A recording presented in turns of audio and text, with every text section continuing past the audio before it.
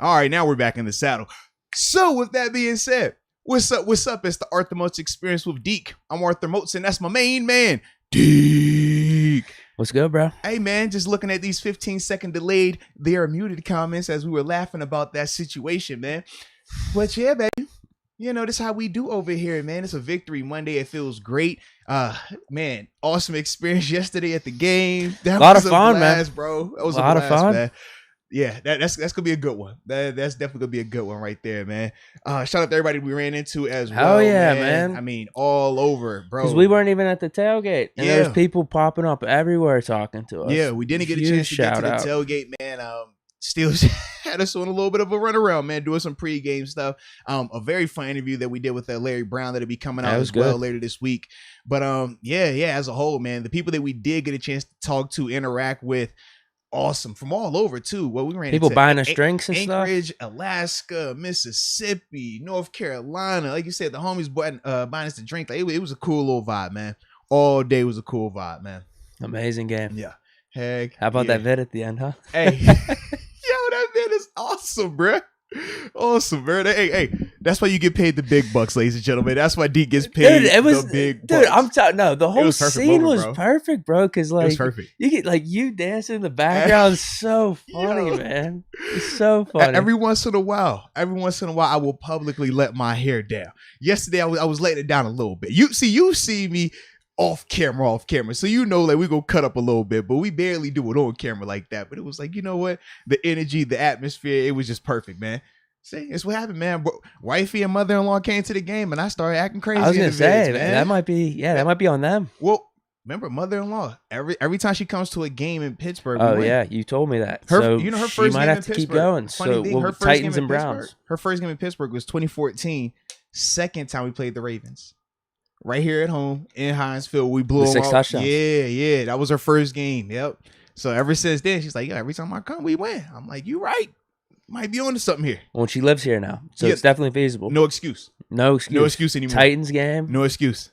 And Browns game. Come on now. And she says she likes the cold. So I'm like, okay. Because she was upset she didn't get to use her hand warmers. I was the only one out there with hand warmers. It was crazy. Yeah. It did get a little hot at times. Not in the stadium, more when we were out there. Yeah. Because I was sweating. It was like 50 degrees. I had my big-ass jacket on. Yeah, you looked like you was trying to be warm. I was proud of you. I know. I wore 5s. You even had shoes. I would say shoes, socks. I was like, what is this? Who is this guy? Yeah. I wanted to wear Crocs. I was just worried as the night went on if it was going to get too cold. My biggest concern as well. Because, you know, ever since I got my Yeezy foam runners, you know what I mean? My Yeezy Crocs, I always want to wear them. And I'm like, might be a little too cold for those today. Nah, I'm going to wait. It's always hands and feet for me that get cold. Always. Hands, you could do something about. You could put them in your pants or whatever. If you don't have hand warmers. Feet.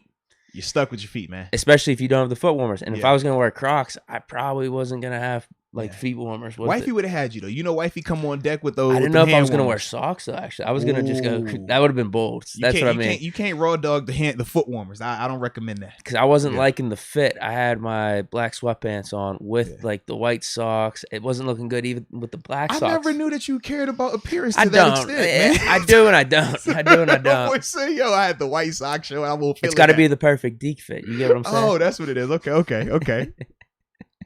But yeah, bro, hell of a game. I like that, man. Yeah, I can't wait to talk about it. So, like we always do, man, we will start this thing out with our check-in, man. Let us know where you are tuning in from. We will shout you out, and we will get to some of these supers that I see pouring in as well. So yeah, man, let us know where you're tuning in from, and we'll get this thing rolling. But I did want to holler at Black Lavender real quick. Sure. I know he's at the bottom of the list in terms of supers that just came in, but he talked about our shoes. He says the 72 and 10s and the metallic 5s better than the game. Fire emoji. Talk about the shoes we had on yesterday. Me or you? You had the 5s on. I had the 72 But you and your wife 10s. had 11s on. Yeah, I had 72 10s, 11s. She had the I forgot what they called that because I was like, you have the Space Jams on now. Because my daughter, my middle girl, she wanted to wear gray hoodie, black pants, and Space Jam J. So what was so different about the ones you had on yesterday? They weren't versus what? I'm thinking like the breads or the spaceship. Is it a gold logo? No. I can't even remember. 72 10s, red Jumpman logo, white sole. Yeah. Yeah, and the yep. man, I'm about to just pull the shoe out. It's like right. You got it? Yeah, the thing right here, baby. 72 tens. All right. So you see we got a little bit of a shine in there, a little more glittery red, on the logo. And it's that suede. You feel that suede right there? It's high quality right there. That's your sneaker review for the day, ladies and gentlemen. And don't forget the leather up top, okay? And it looks like these are a little glittered too. Yeah, they're normally not like that, right? A little more shine on it, man. All right. Okay. That was your sneaker review for the day, ladies and gentlemen. Hope y'all enjoyed that. Shout out to them Jordans, baby. Yes, sir. Yes, sir. I don't know if I ruined my fives last night because strong possibility you might have. It started raining after the game when I was walking back to the casino, and strong they got possibility. Pretty soaked.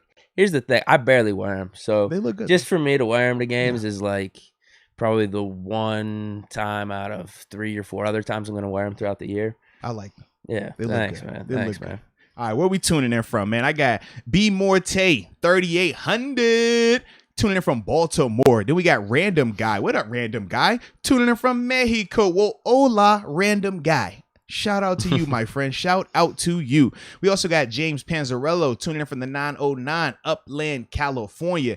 And we can't forget Jordy K11, the 814 Erie, PA, home of James Conner, who had another touchdown yesterday, by the way.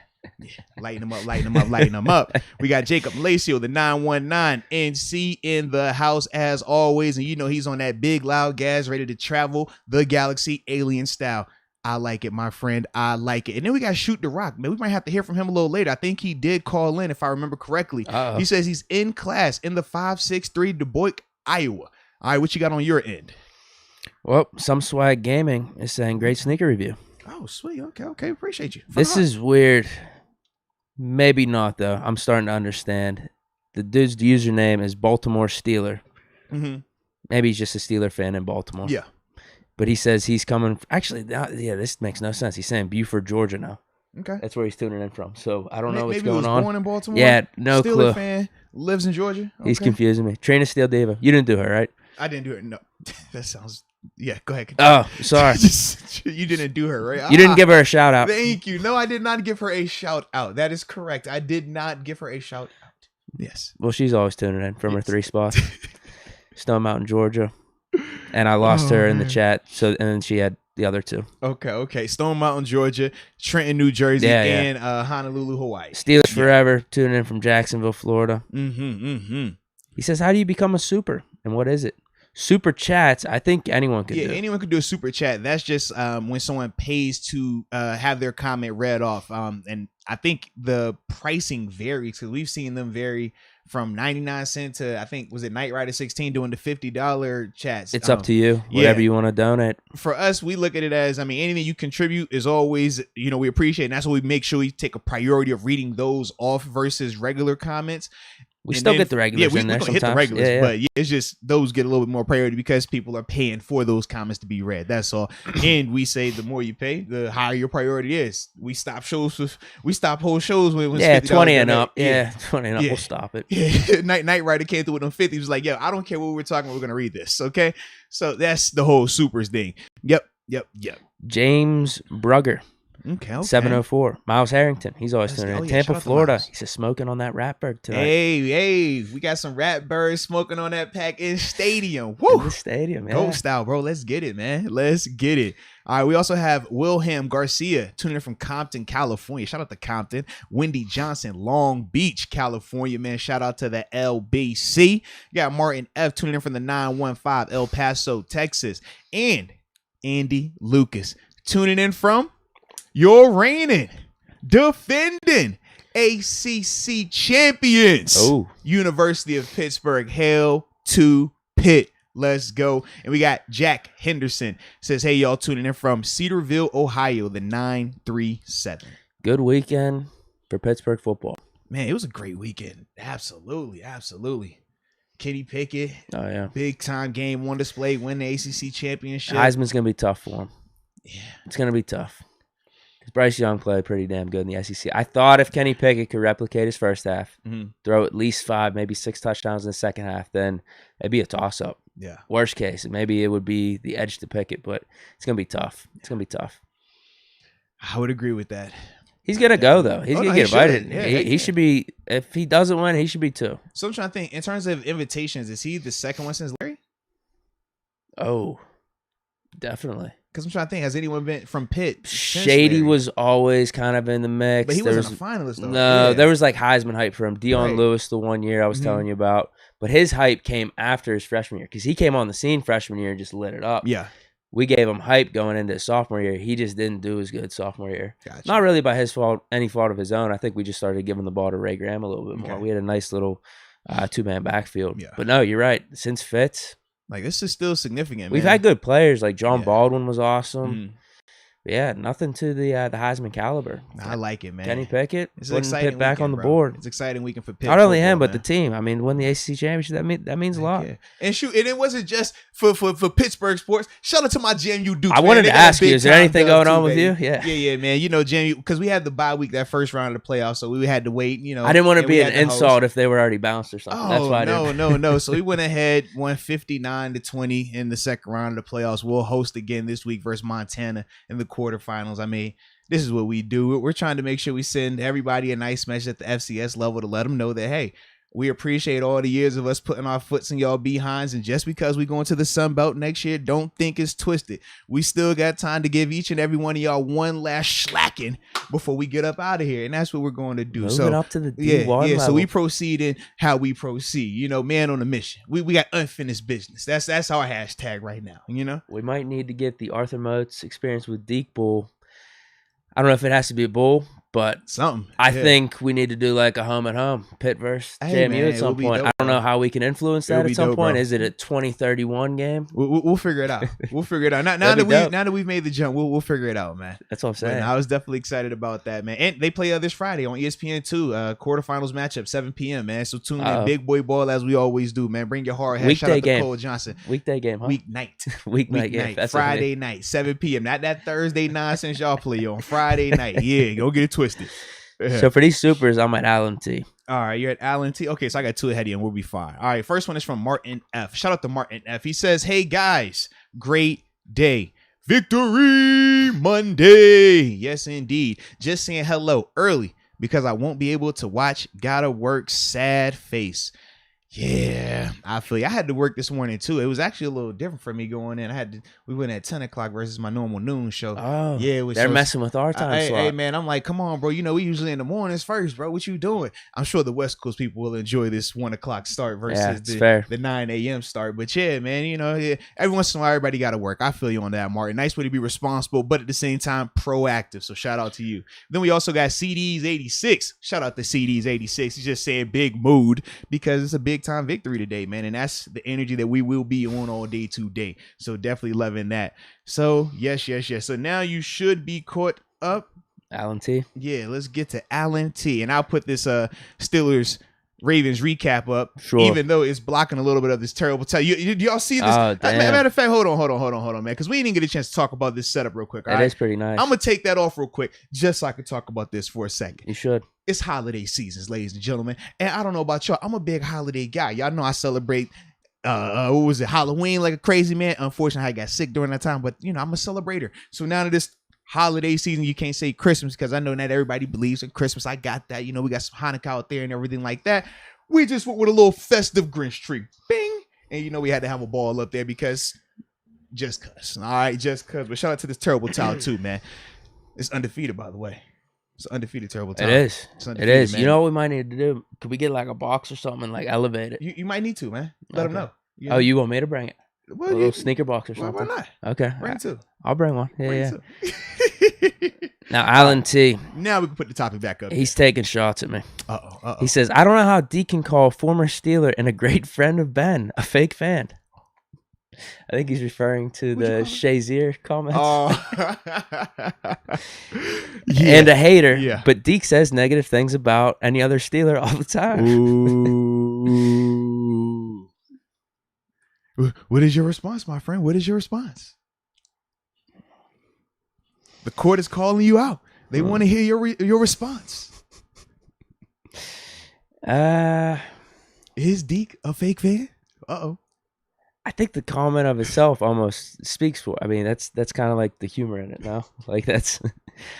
Hey. Am I wrong? Hey, I mean, to an extent, you know.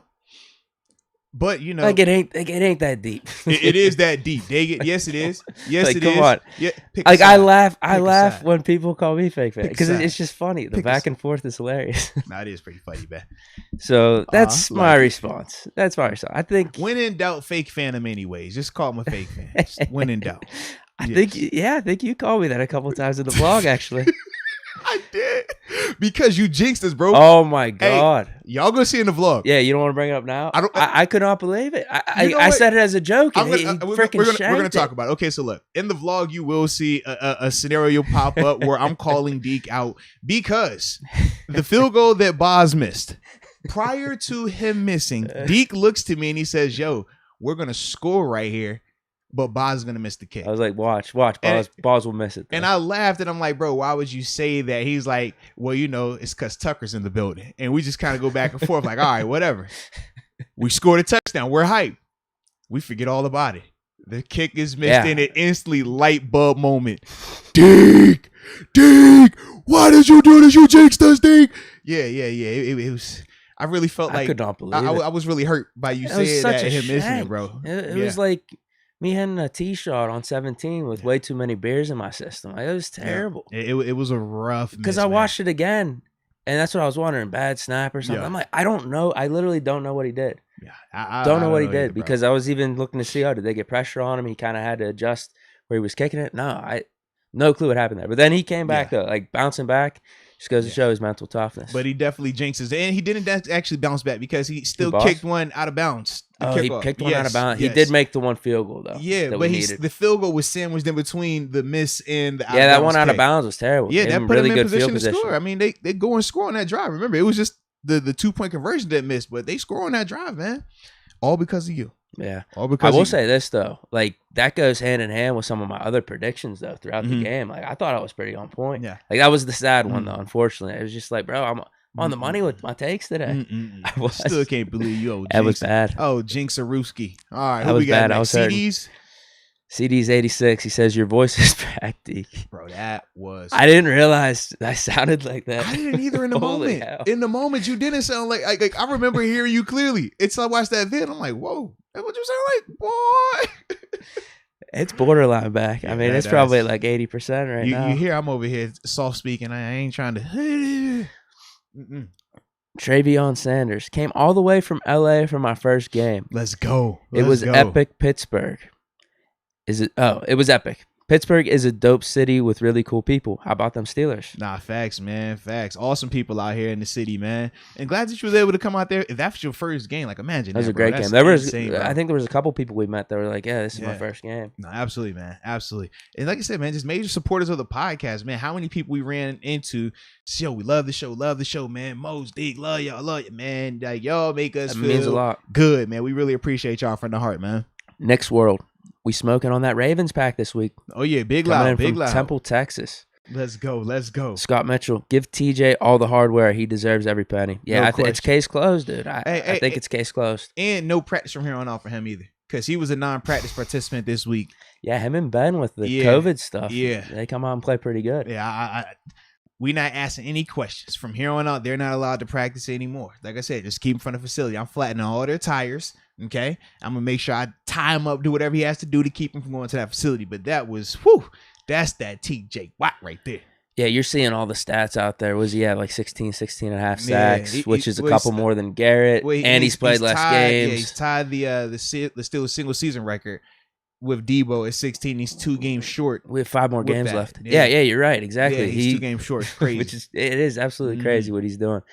Looks like my take up to this point, the take that I had about his contract is really wrong. Because he's worth the money, and I pay him an extra $5 million if he keeps playing like this and stays healthy like year in and year out. Yeah. Holy hell, we got a deal maybe. Yeah, we actually like may have got a deal with that contract. Yeah, when he's like that, that's the difference. That's the special part where you see, oh yeah, he's not from here, he's just visiting. Like that was crazy, man. I got to give props to Highsmith too. He played another good game. It just doesn't go on the stat sheet with him at like TJ Watt. He wasn't getting the sacks. He's like just missing, but he had some awesome tackles for losses and containing Lamar. And can we talk about the guy, the D lineman that I really like. Montravius. No. I mean, I like Montravius as well, and it was fun to see him. He made some plays. Dude, but no. effort was awesome. It's another D lineman that I know numerous times people are trying to take him out the lineup, and I'm always in here like, no, can we please keep him in the lineup? I really like his game a lot.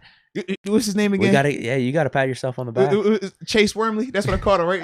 Chase Wormley. Chase Wormley. Like, oh, Chris Wormley. Y'all know who I meant. Deke. Yo, I like his game, bro. Like I said, super fundamental, man. I was just happy to finally see him get rewarded, because usually he makes good plays, but he'll make a good almost play. Like and somebody else to get the sack, somebody else to get the finish. But it was good to see him actually, be able to have that success and make those plays so he can get that recognition, and for it to be, in a revenge game for him against his former team, traded in the division. You heard the comments Coach Tomlin made about that as well.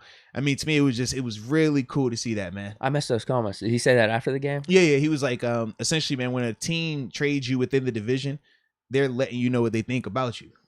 Right. And he was like, if that's going to be the case, then you need to respond like that. You need to let them know what it really is. And he said he hopes that, Wormley plays like that every game, especially when they're playing Baltimore. Then he also said when they asked, man, TJ Watt, he played like that, doesn't need to practice anymore.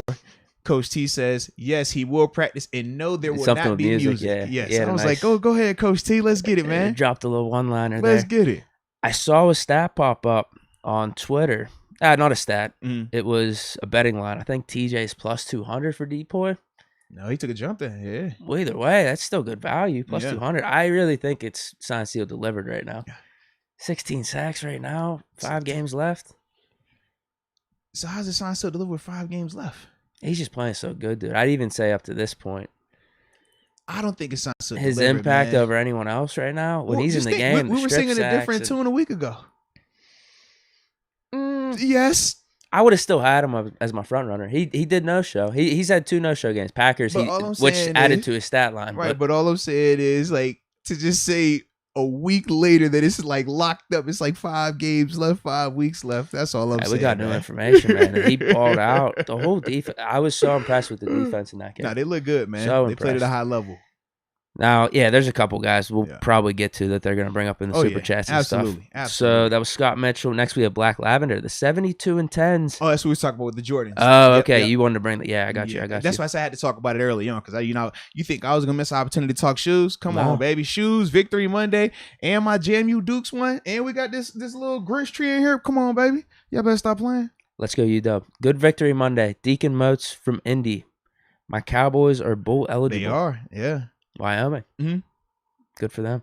Yep. Steelers beat the Ratbirds with 7 sacks, and Deke, that fake slide should have been penalized like a fake fair catch. I do agree.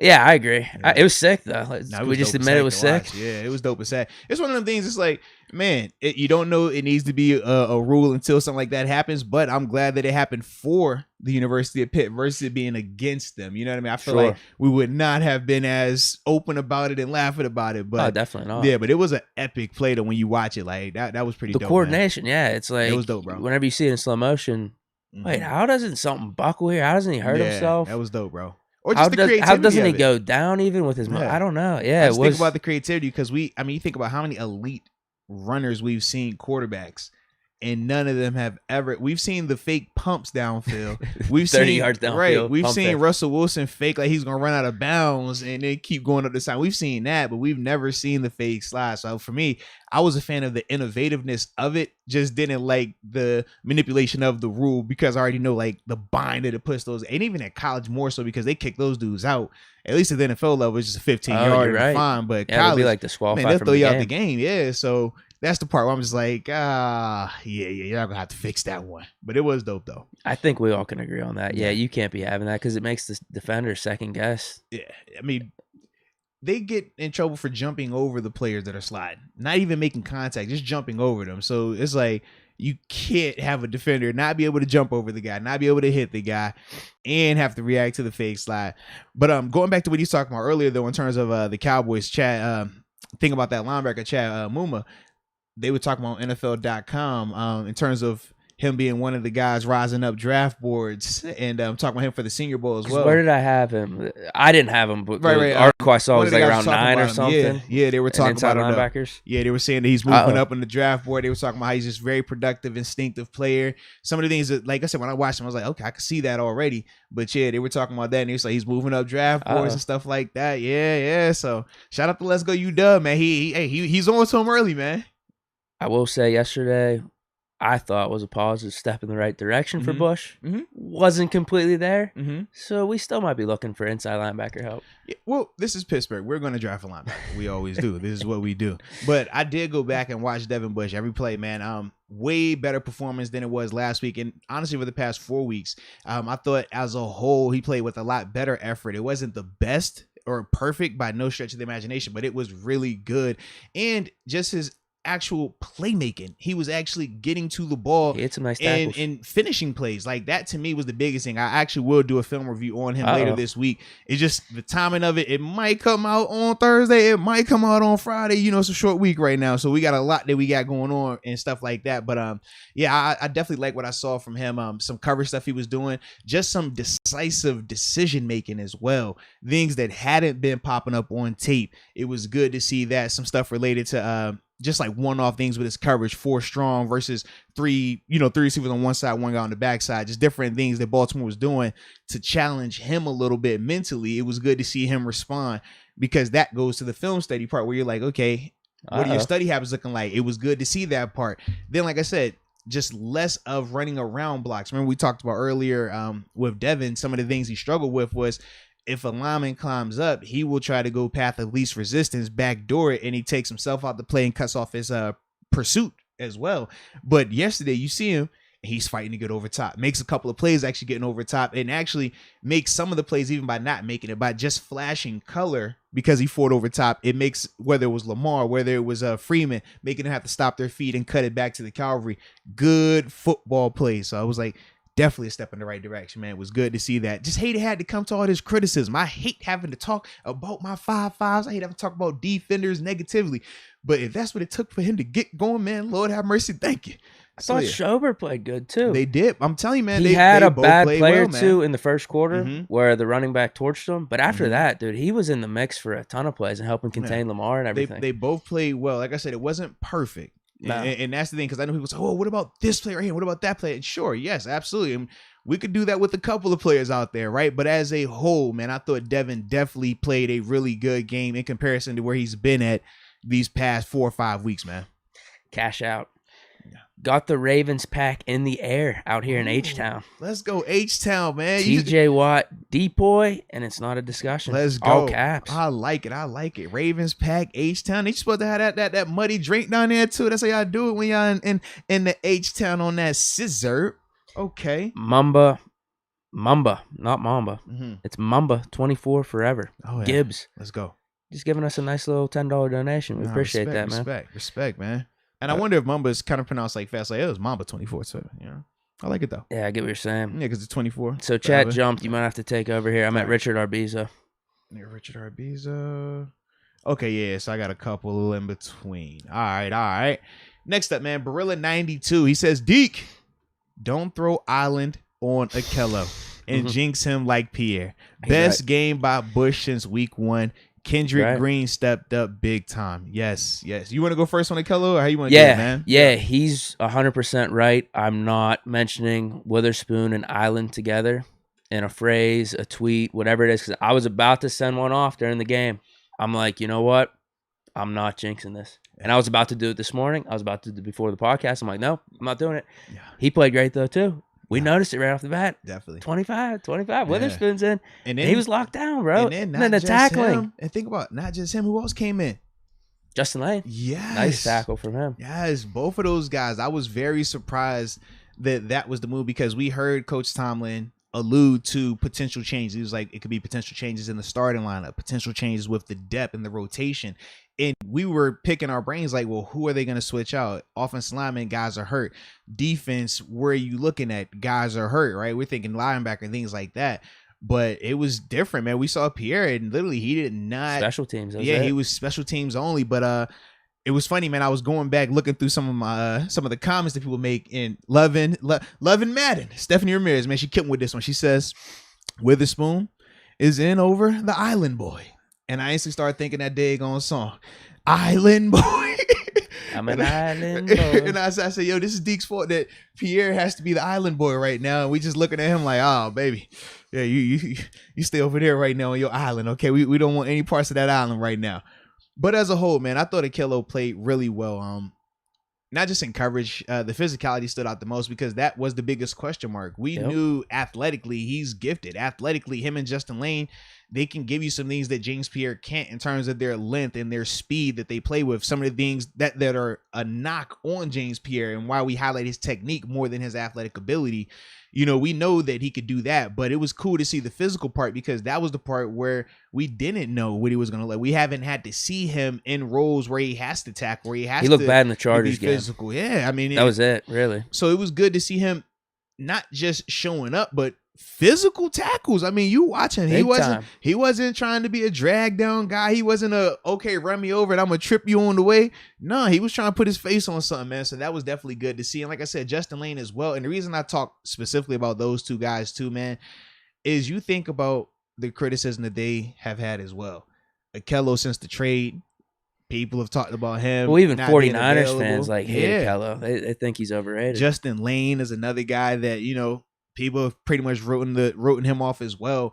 But it was good to see those two guys whenever their opportunity came. Who knew it would come this many weeks later for Justin Lane? Who knew it would come, you know, like this for Akello as well? But to see both of those guys respond the way that they did in a game like this, it was huge. And I thought not just those two, I thought that Devin Bush and Deontay also showed that mental toughness, things that, you know, you couldn't just necessarily hang your hat on that it was a guarantee with them, because with Devin at times we've said, man, it looks like mentally like it would struggle. It would get to him. Deontay a year ago, you think about that drop he had, bro, dropping a touchdown. We said, dude, it's even worse when you saw it on TV. We thought he was going to go back to like the Bills body language, check himself out, and it'd be done for the day. But what does he do? He responds with probably one of his best games as a Steeler. I mean, you talk about not just the clutch touchdown catches, but the route running, the little gritty yards that he was getting as well.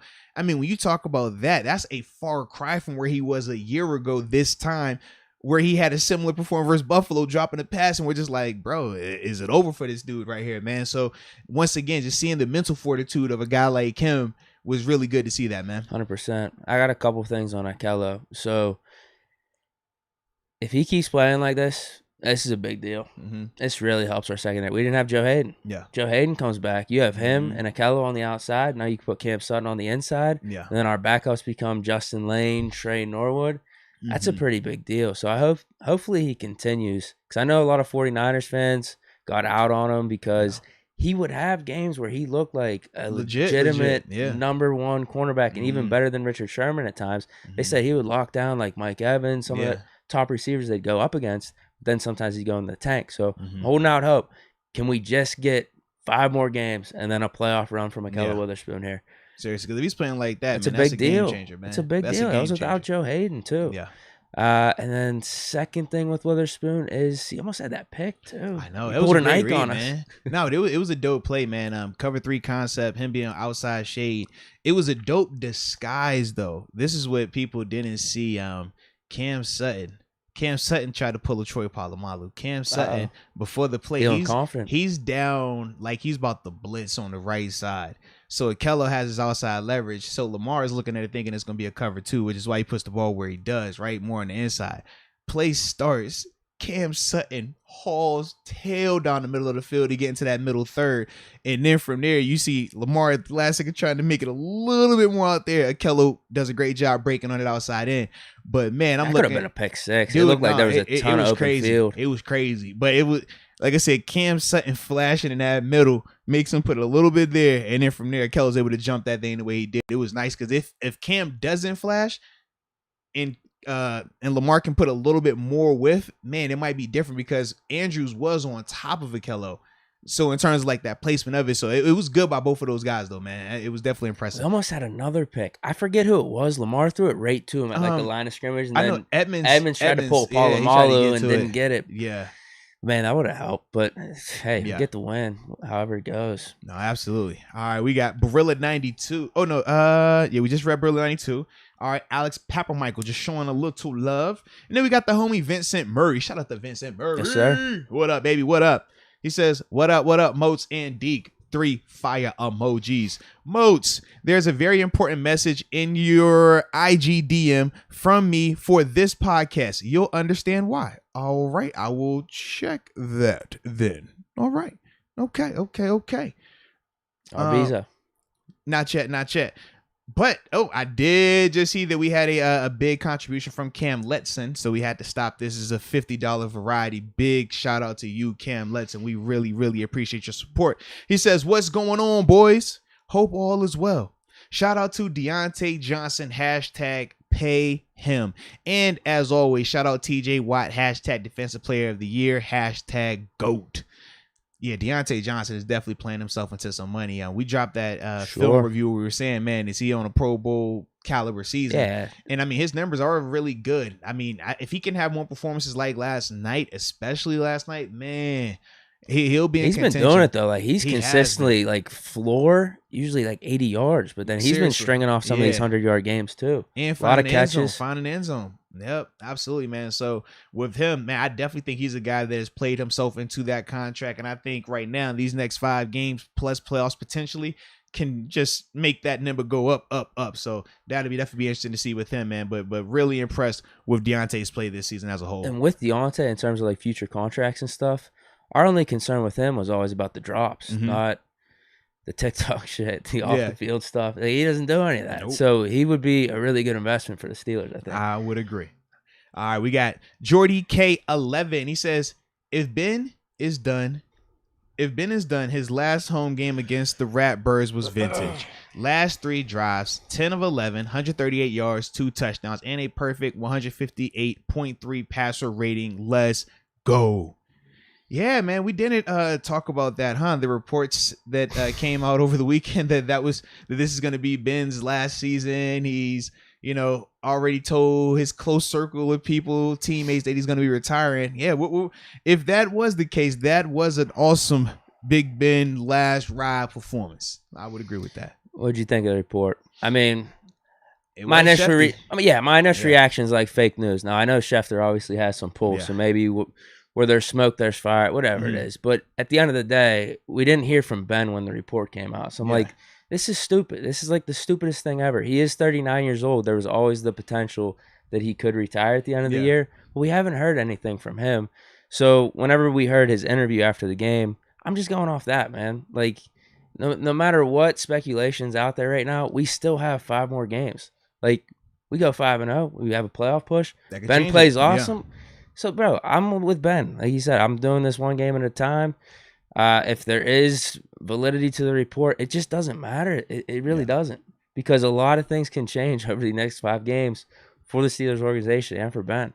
I know that. I can hear it. What? I hear you. You try to talk it into existence. I hear you, bro. What? I hear you. It's the report's fake news. Just keep talking it, man. It'll be fake. Just keep talking it, man. Just keep talking it. Yeah, I had to send out a video of his interview. I said facts over fake news. That was too funny, bro. 2022 QB1. Can we talk about Ben's performance, though? Yeah. You want to talk about his performance? I do. You sure? I do. Oh, now you want to talk about his performance. Any other time, we just going to read through the chat. Now he want to talk about his performance. It's funny how that works. It's funny how any other game we done came in here this year, maybe 2 other games outside of that, any other time we come here, hey, we're just gonna go to the chat. We're just gonna go chat only, bro. All right, we just read the supers and we can break it down that way. We ain't gotta go position by position. We ain't gotta go quarterback specifically. We can just gloss over that. Now it's can we talk 7? You want to talk 7 today? You know what, Dick? Let's talk 7. Go ahead, talk to 7 real quick, man. Go ahead, talk to 7. Fake fans, the haters, the critics. What do you say now? Because all I've heard this whole season is flip-flopping like a politician. Maybe even better than a politician at this point. We have, after the first 2 or 3 weeks, bench Ben.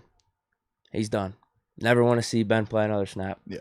I've seen all this stuff on social media, people making videos about it. I saw all of it.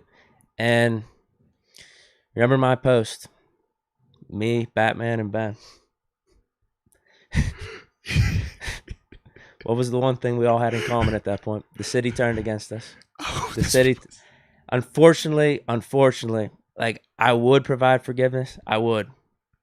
I'm not in that mood, and I haven't been over these past like 7 weeks because you had that where they're saying bench Ben, and all of a sudden he rattles off about 4 or 5 straight, doesn't throw an interception. The critics started to quiet down a little bit. The hate started to quiet, which was cool. I'm like, all right, yeah, this is kind of what I expected. I'm expecting Ben to bounce back a little bit. But then we get the Chargers game. And you know what? There was a really nice tune I was hearing. It was like music to my ears, like a nice like Pink Floyd song, you know, how they could rip off some of those guitar solos. It was beautiful. It was beautiful because they were saying, hey, man, Ben back in 2022. I was like, wow, this is great. This is great. People are behind me on this one. And then all of a sudden we have the Bengals game. And it's back to he's bench him, he's washed, he's done. Let's tank the season. Fake fans, hey, what do you have to say now? I do think, just in response to what you're saying, not for the fake fans, but just in general, yesterday's game was a microcosm of Ben's this season. The first half was not this vintage Ben that you talking about. That fourth quarter was the vintage Ben you talking about. Not the first half, like, bro, what? I think we need an O-line. My whole thing. I'm just saying in general, though. You can see what people are referring to with you yourself. So I sat next to you. I saw your performance in the first half, how you was feeling about that offense in particular, and then I saw you in that second half, how you was feeling about that offense. That's all I'm saying. We just couldn't get in a rhythm, though. They did a good job of controlling the clock, I thought. To an extent. Because we took our shots. Yeah, to an extent. Didn't happen. To an extent. But that's the biggest thing, though. I just feel like when we talk about the different games and why people talk about 7 the way they've talked about them this year, you said it yourself. That Chargers game, what did it look like? Vintage, right? It was elite. Like yesterday did too, though. Okay, but what is that sandwich though? It sandwiches that Bengals performance, which was a far cry from that. Yeah, but I feel differently about the 4 or 5 games before the Chargers game. I thought he's been playing good over these past 6-7 games outside the Bengals. We know you do, but as a whole, that is why people are feeling the way they feel about 7, because there's no way you can look at his performances this year and say that this is still the same Ben that was elite Ben from 5-7 years ago, because if that's the case, then you're disrespecting what we saw 7 years ago, 5 years ago. If you're saying that this version of Ben is the same as that version of Ben, that's a disrespectful, because that version of Ben was crazy. That was elite. This version is not. I still think he has it. We just need a line. He gets it done, or he finds ways to get it done. He finds ways to get it done, but as a whole, there has been a drop off. It has been, and that's the biggest reason. The inconsistency is why people feel that way, because when you talk about the quarter acquisition, the money, everything that's associated with it, you want steady elite play. Otherwise we're on the same page as Baker Mayfield right now, where some weeks he looks great, some weeks he looks terrible.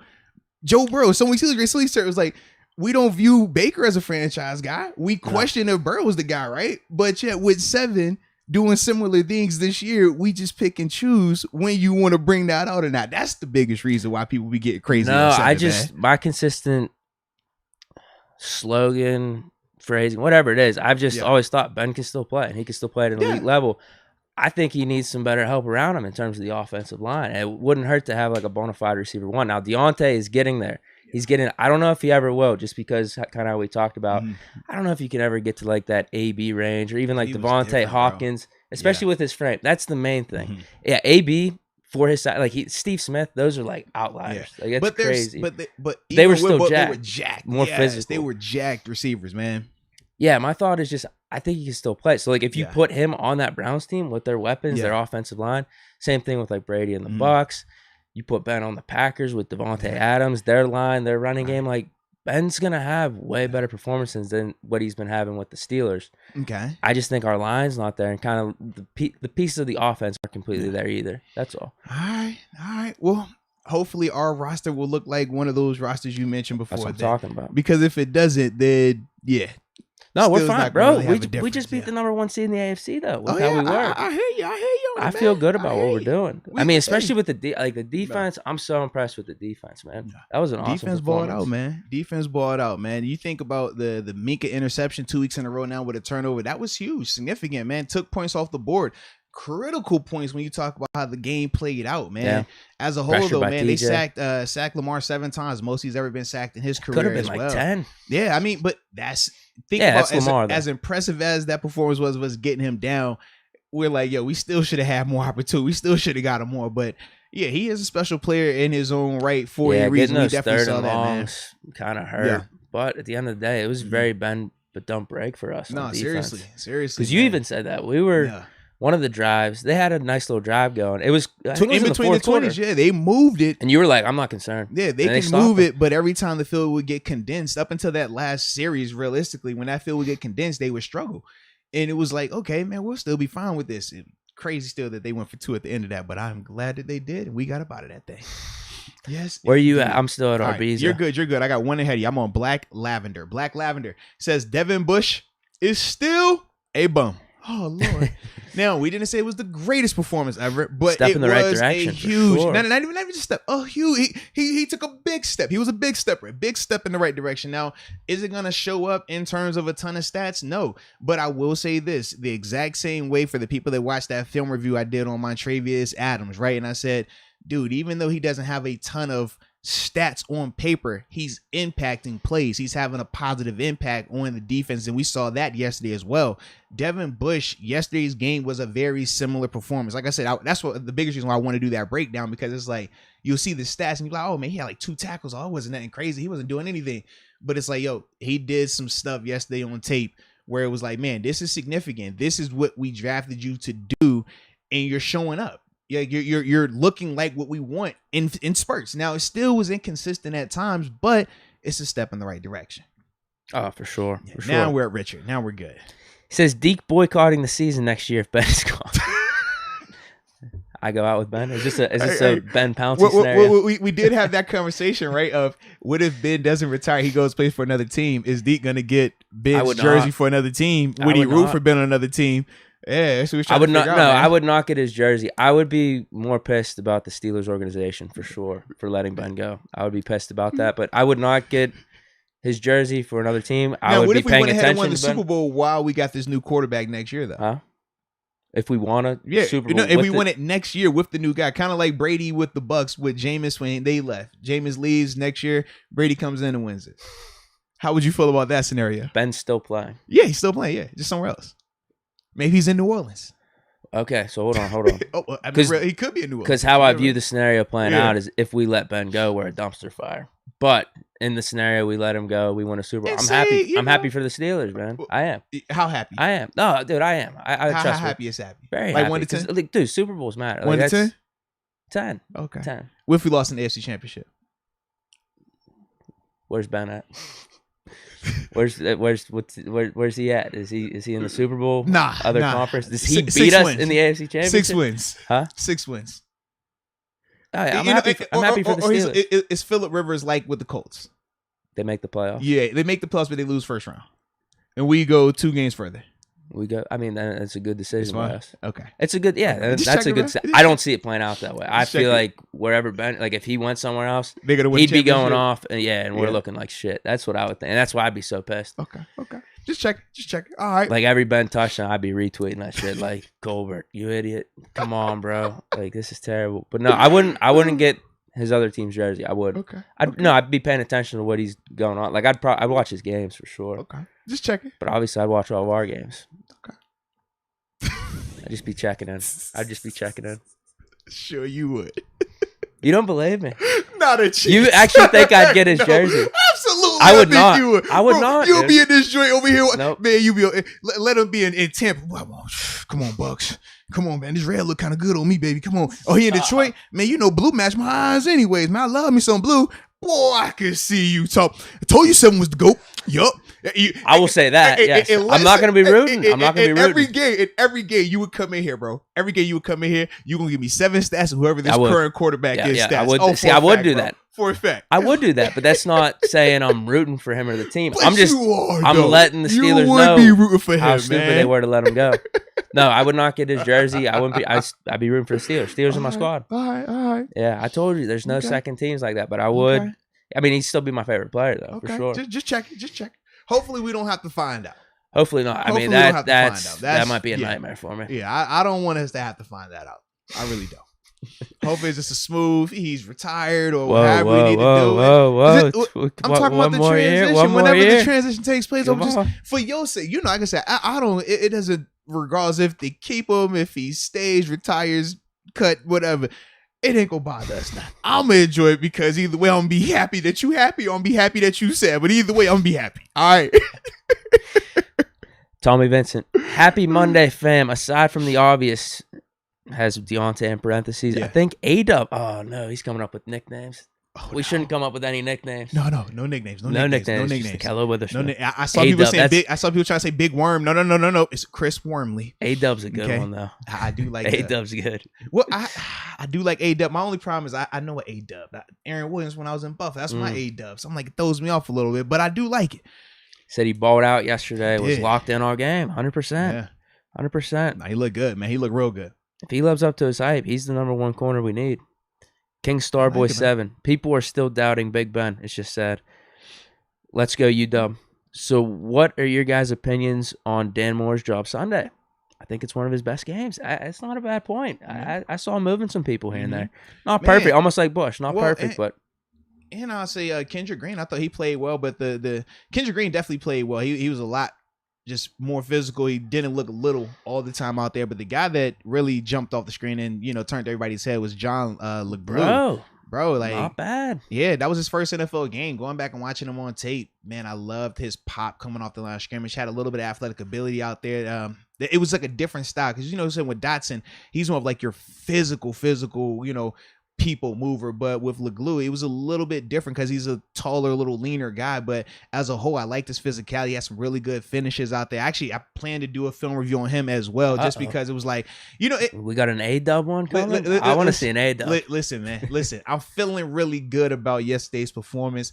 The household as a whole, the morale is up. Nice. You know what I mean? It was just a good weekend. When you had those good weekends, the morale is up. Oh, yeah. So with that being said, it's like, I'm feeling like I need to record. I want to record some more. So get in the lab. Yeah, it's gonna be a big lab week for me. As soon as the film drops, I hope that they give me the all 22 by tomorrow.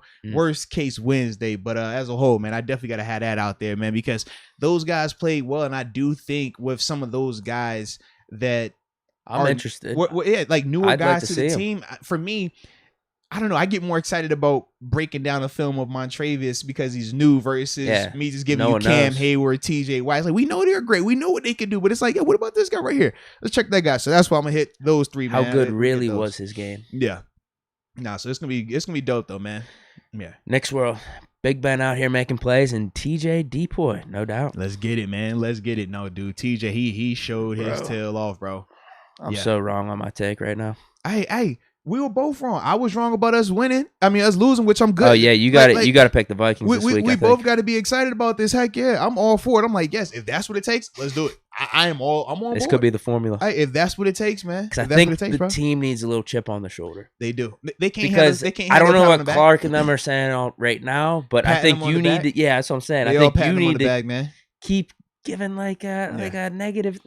I don't want to say negative take, but yeah, just pick the other team. Not negative, just more critical. Just pick the other team every time, and that'll give them the chip. Because I think Tomlin will take our video. Oh, you see this former player, Moats? He picked against you this week, and I agree with him because he knows what the standard is. Now what? So you quieted everyone else, but this guy Moats. Well, he did say that after he was like, "I hope the alumni are a little more pleased with his performance this week." I will say, Coach T, yes, I am pleased. Even though I wasn't a loud alumni, I was just out here just being critical when I'm supposed to and when I'm not, like I do always.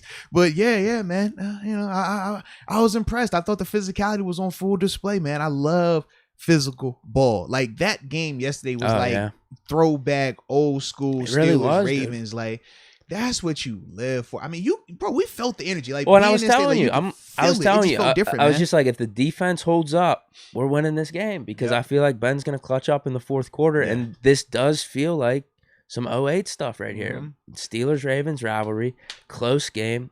Who's making the mistake? Who's making the big plays?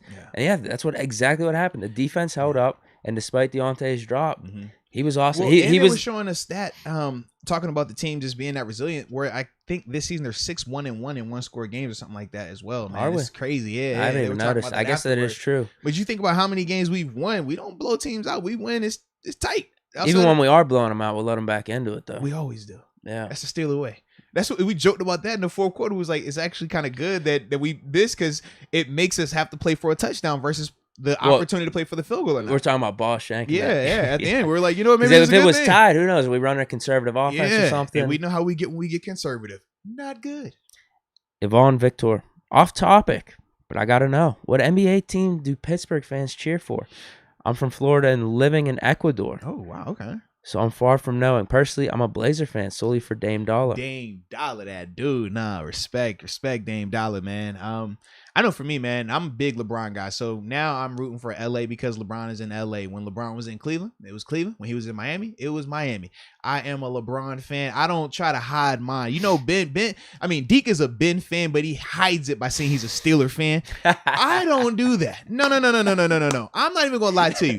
I am not a Lakers fan. I'm a LeBron James fan. So I want the Lakers to do well as long as LeBron does well. I wanted the Lakers to win the championship as long as LeBron got the MVP. So wherever LeBron decides to go after LA, I'm going to be a fan of that team as well. You know why? Because I'm a LeBron James fan. Not this fake Steeler fan over here. Got a Big Ben 7 hat on after the Steelers won, but he talking about, yeah, man, I'm for the team. It's Steeler colors. You see what I got on here, man. Steelers. All right. Okay. All right. Okay. That's all I'm saying, okay? I'm a fan of this team here, but I'm a fan of that player by the name of LeBron James when it comes to basketball. I'm going to just be real with it, okay? I'm telling it how it is. Victory Monday. Let's go. Pittsburgh and hoops are weird because we did have our NBA team about a decade ago with Pitt hoops. Yeah. Pitt college basketball. Yeah, it was awesome. Absolutely. It was one of the hardest tickets to get in town. But then they fell off. Yeah, it's player based. It's like if you like the NBA, you're probably rooting for a team based off a player. You know, for him, he's saying it's Dame Dollar in Portland. Yeah. I would love to get a Pittsburgh team though. Bro, I would love to. Because we could. I feel like with hockey. Bro, we got the fan base. I promise we got the fan base. That's what I mean. With hockey, we don't cover it like we do with the Steelers. I feel like we got a hoops team. Like, we would actually devote, 20 minutes, 30 minutes to what the hoops team is. I'd watch every game. If we had an NBA team, our show would change. It would have heavy Steeler, but the basketball portion would, Well, especially in the offseason. Like, right now, it would obviously be way more Steeler focused, so we'd probably do like a 10-minute thing at the end, like, oh, how's the hoops team doing? Mm-hmm. But once NFL's done, like, that'd be the perfect. Focus. Absolutely, man. The playoffs and everything, but absolutely, here's what it is. That's really what it is. You just go off player, really. Yeah. All right. Mike Lang, I'm good. Yeah. You read the next two, and then after that, we'll pay a bill real quick. Okay. Yeah. He says, I'm hurt. I flew up from North Carolina, and there was no tailgate. They were tailgating. No, they were definitely Duck tailgating. Was there. Yeah, they were tailgating. Doug did pull up, man. The people, they had a blast out there as well. Like I said, we weren't able to make it, man. Steelers, like I said, they had us on pregame duty. It got a little hectic, but it was a ton of fun either way. But yeah, man, the tailgate definitely was going on. And also somebody else, Gavin Schneider. I believe that's your last name, Gavin Schneider. He's check us out on the podcast as well. This is what Vincent was talking about with that message. Okay. Yeah, he had came to the tailgate and was looking for us as well, but obviously we had missed him. But Gavin, man, we got something for you, man. Just wanted to let you know we appreciate your support as well, man. Got stuff in the works for you, baby. Definitely on that, man. And he goes on to say, I was looking forward to meeting you guys. Great game.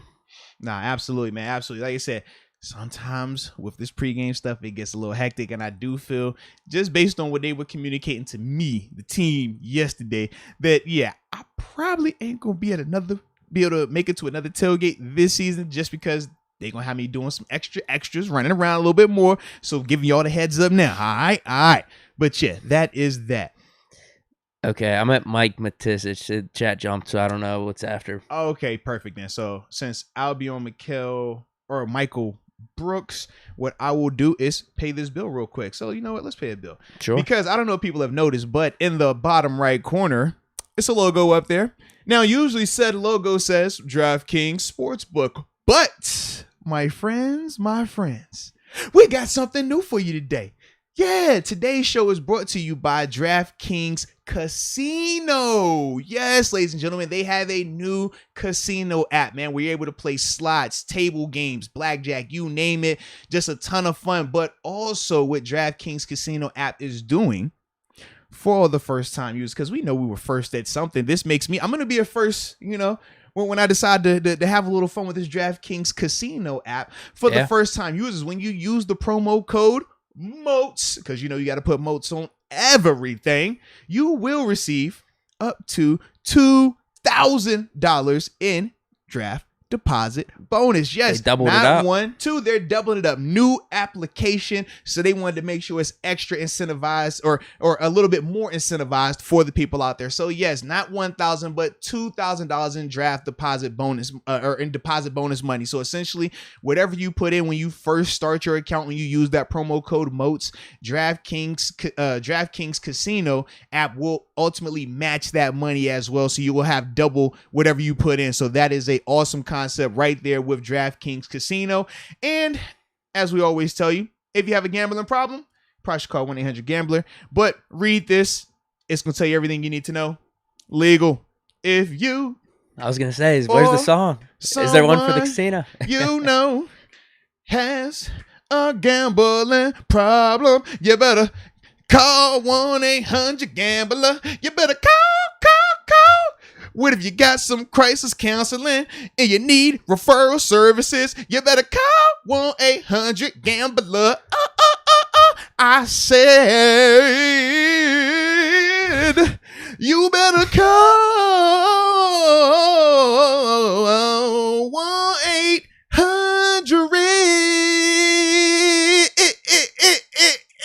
Oh, sing glory. Gambler.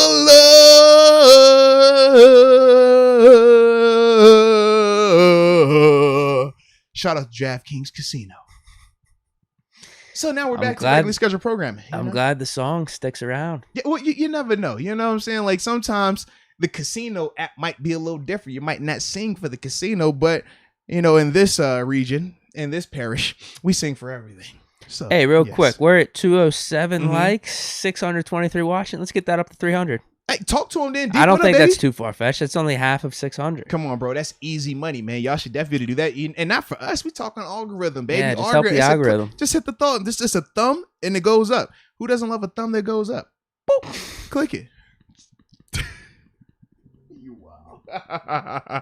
All right. So, get back to our regular scheduled program. We have Rod Dollar talking some sexual chocolate. That boy good. Sexual chocolate. Yeah. All right. Claude have mercy. Y'all like killing it. I love it. All right. Here we go. Michael Brooks. Michael Brooks says, next up, the Lion Bowl. Oh man. What? Who's playing in the Lion Bowl? What's that? Let's see. Not Pitt Panther. No. Wait, the Lion Bowl? What is that? I don't know.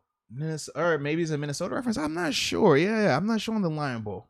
Is he talking about Steelers versus Minnesota? Maybe. The Lion Bowl. Oh, you know why? Because we tied the Lions and they lost to the Lions. Maybe that's why. Oh. Yeah. Wow.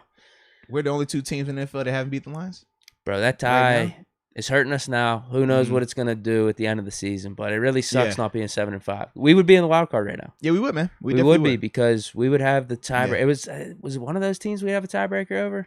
I think it'd be the Bills if the Bills lose tonight. Mm-hmm. But we would be on the outside looking in right now. But if the Bills lose to Patriots, we would be firmly in because we'd have the tiebreaker. Yeah. Freaking blows right now. Nah, it's going to be crazy, man. And Martin F., I'm glad that you were able to tune in from your break. And yes, that was me that you heard. My lovely vocals. Gambling problem? Call. And yes, I do know Mariah Carey. It's Christmas season, so that's all we want for Christmas, okay? All right. But we got Black Excellence. Black Excellence says Claypool need to start working out with Deontay. He didn't play bad yesterday. He didn't play like Deontay, though. No, definitely not. Because what did he have in terms of mistakes or misses? I don't think there was anything. And he had some big catches, too, though. He did. The one was was it a little overthrown by Ben? Didn't he try to reach out with it one hand? Mm-hmm. Was he falling again? I hate. He played good. I hate the fact that now every time I watch him, I'm looking to see if he's falling. Like I just don't like the fact that you brought that to my attention. I'm like, other people brought it to mine, and I was like, I'm looking in the chat, and $7 Roethlisberger. He's like, he fell again. And I'm like, yo, why is this? Yeah, and they're like, he plays scarier sometimes. Like he falls a lot, and I don't know why I never paid attention to that part. It was like, oh, I like this part, I like that part. But you're right. He does. I don't know why he falls so much. Is it the cleats? I don't know. Because Joe wears Jordan cleats as well, and he doesn't fall like that. So I don't know, man. No. Yeah. I don't know, man. I don't know. I thought he played fine yesterday. I did too. I didn't have. You're right. Not on Deontay's level, but that's probably to his point where it's just like I think Deontay's starting to emerge as wide receiver 1 on the team. Yeah. And I ain't go. We ain't go there. Yeah, but I'm with you. He is starting to emerge. I'm with you on that. Okay. We're good. Sure? And it wasn't. I'm interested. I think everyone's interested. No, we ain't doing that. Okay. Man. All right. Mike Matizzi, that's where you're at right now, right? Yep. Or yeah. He says Deke. Am I right? Deke. What if the Steelers face Ben? Oh no. Oh no. He's got a couple comments. Oh, you're on that. Mike. We got a lot coming in. Yeah. Shout out to the chat. We'll just say shout out to the chat, man. Y'all are doing your thing. Y'all are coming out in big boy, levels right now. Now we like that, man. We appreciate it. And that's why we make sure we take time to read these off because, like I said, man, if y'all gonna compensate to get a comment read, man, we make sure we read that off. But yeah, he has multiple comments in here, so I'll get to his first. Okay. All right, from Mike Matizik, he says, Deke calling people here fake fans. ... Some of us have been fans longer than Deke has been alive. This is accurate, Deke. This is accurate. They said it was back in the 70s, man. I mean, we talked to Larry Brown. Back when he was playing, I don't even think you was thought of in your daddy just yet. No, 70s, no. Yeah, because Ben wasn't even born just yet, so no way he was thinking of you just yet, man. Which, yeah, man. Yeah. That's the thing. You could be a fan for X amount of years. Maybe even more years than me. How real are you, though? Whoa. How real are you? Saying he was fake the whole time. He just ain't know it. That's what I mean. He ain't even know it. Whew. He ain't even know it. It happens like that, Who's the realist out here? It happens. All right. We also have Black and Martyr. Man, major love, Black and Martyr. We always appreciate you as well. He says, sorry I'm late. Busy with work. That game had my heart tripping out. Glad they got the W. #. Here we go. Yeah, when they were going for 2, I was nervous. I can sense your nerves. Oh, man. I don't know why you were nervous, though, bro. I tell you we had it.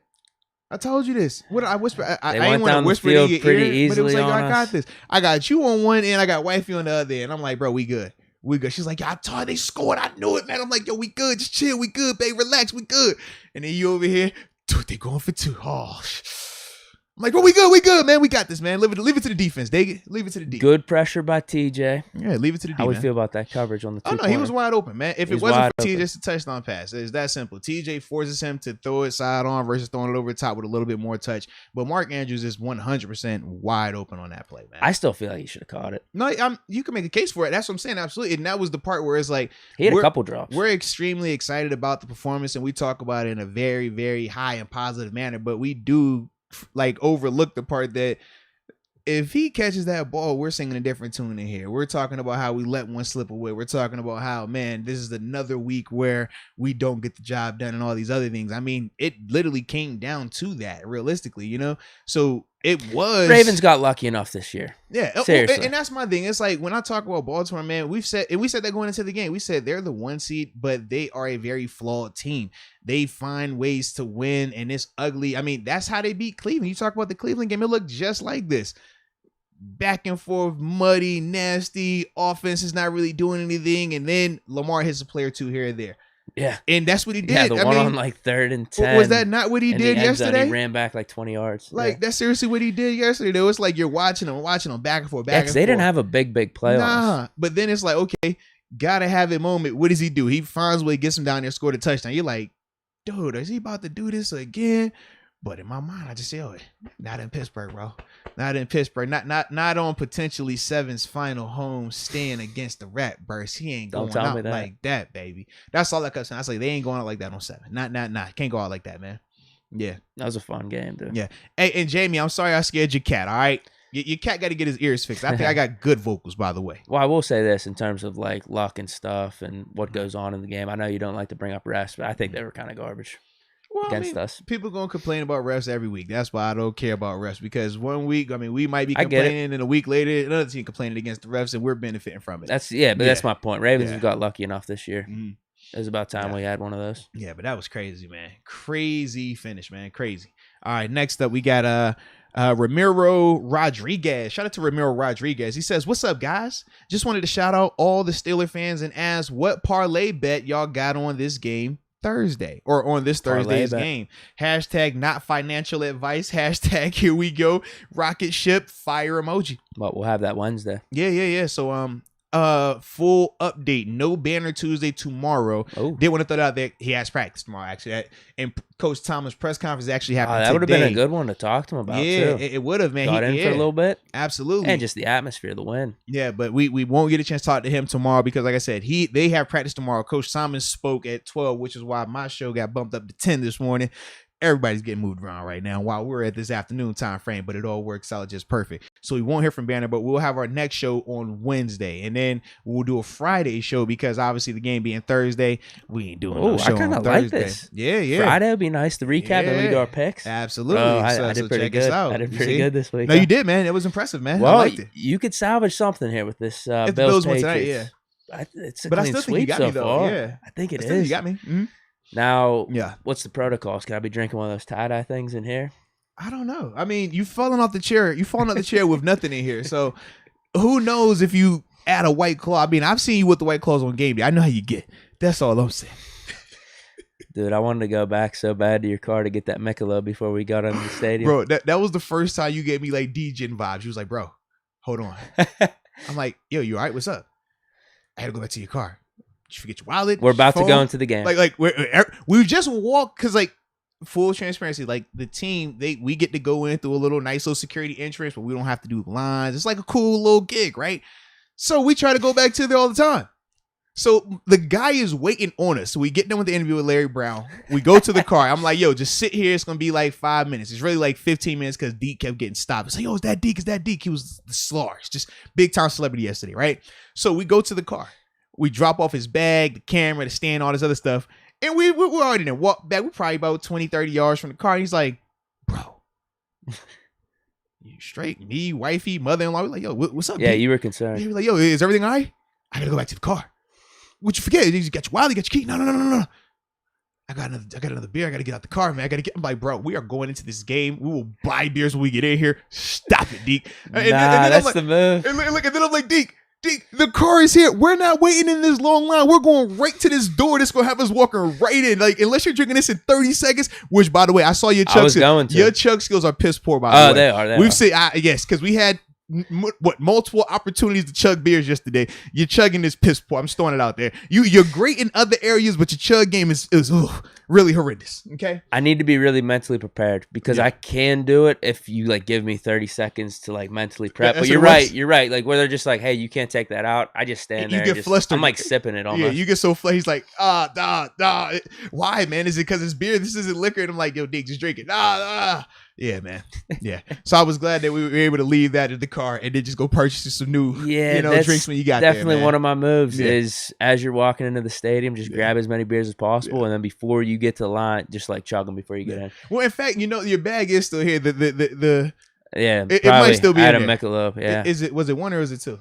If it was two, we could just cheers it in victory, drink it right here, right now, man. I might have two in there. Oh man, see, I feel like you're gonna come it's up. Either with one man. or two. It's either one or two. I don't know. You know it's one, man. It's definitely one in that bag. We know how D goes. All right, let's see who else we have. Stephon Ball. Make sure I say that right. Yep, absolutely. Got my man right. Says just bought a Ben 7 jersey after the loss last week. First time wearing it out, got the W. Whose responsibility was Andrew on that 2-point Bush or Minka Fitzpatrick? I'm gonna look at it a couple more times. Wasn't Edmonds in the mix too? Because this is the thing. It depends on the communication, and this is why I can't say definitively just yet. If they locked it, then it's on Minka because that was Minka's initially. But they could have easily comboed it or played left and right with Bush or Edmonds because of them being on right and left sides. Where if Andrews goes anything front side, Minka stays. If it goes backside, those guys over there picking them up. I just don't know what was communicated. So that's why I'm saying I'm gonna watch it a couple of more times to see like, okay, if I might can pick up on a hand signal or something. But yeah. It's one of those three guys. One of those three. And that's why I haven't really went in depth in terms of like who it was. But it's one of them guys because like part of me, I can see it being Minka's fault because I look at his eyes and his eyes are telling me his man. But when the play starts, his eyes get a little bad. And then I see how he reacts once he sees, oh, all right, he's over there. But then I look at D. Bush and Edmonds, and I'm like, y'all moving a little weird too. So I don't know. I'll just say it was definitely some type of blown assignment between those three. I can't point the finger on who just yet, but of those three, somebody definitely was off. Yeah. Mike M. Still, where you at? All right. No, here's a question though. Do we want to just roll through the super chats because we have the calls too? Save the calls, save the super chats. What are you thinking? What do you mean? Because we got how much time? We probably got like what? You're panicking over there, man. 2:20. We have more time than that? No. But what I'm saying is you're panicking right now. Okay. Oh, you think we'll get it done? Well, because we still have, I mean, we got a good amount of supers, but we'll still be fine. Supers carrying it up to about 240. Then after that, okay. Yeah. Then after that, we'll hit these phone lines. Okay. Yeah. We can be efficient. Yeah. But which one are you on? Mike Matizich. The what if the Steelers part? Yep. Okay, so I'm right ahead of you right okay, here. Cool. So this is from Deluxe. Deluxe says Ben still hasn't lost in Lamar era. In the Lamar era, 7 is the GOAT. No, absolutely, man. He has not lost, man. So that's huge, man. We got to keep that going, man. That's what I brought up in my QB comparison too. Yeah, absolutely, man. It holds true.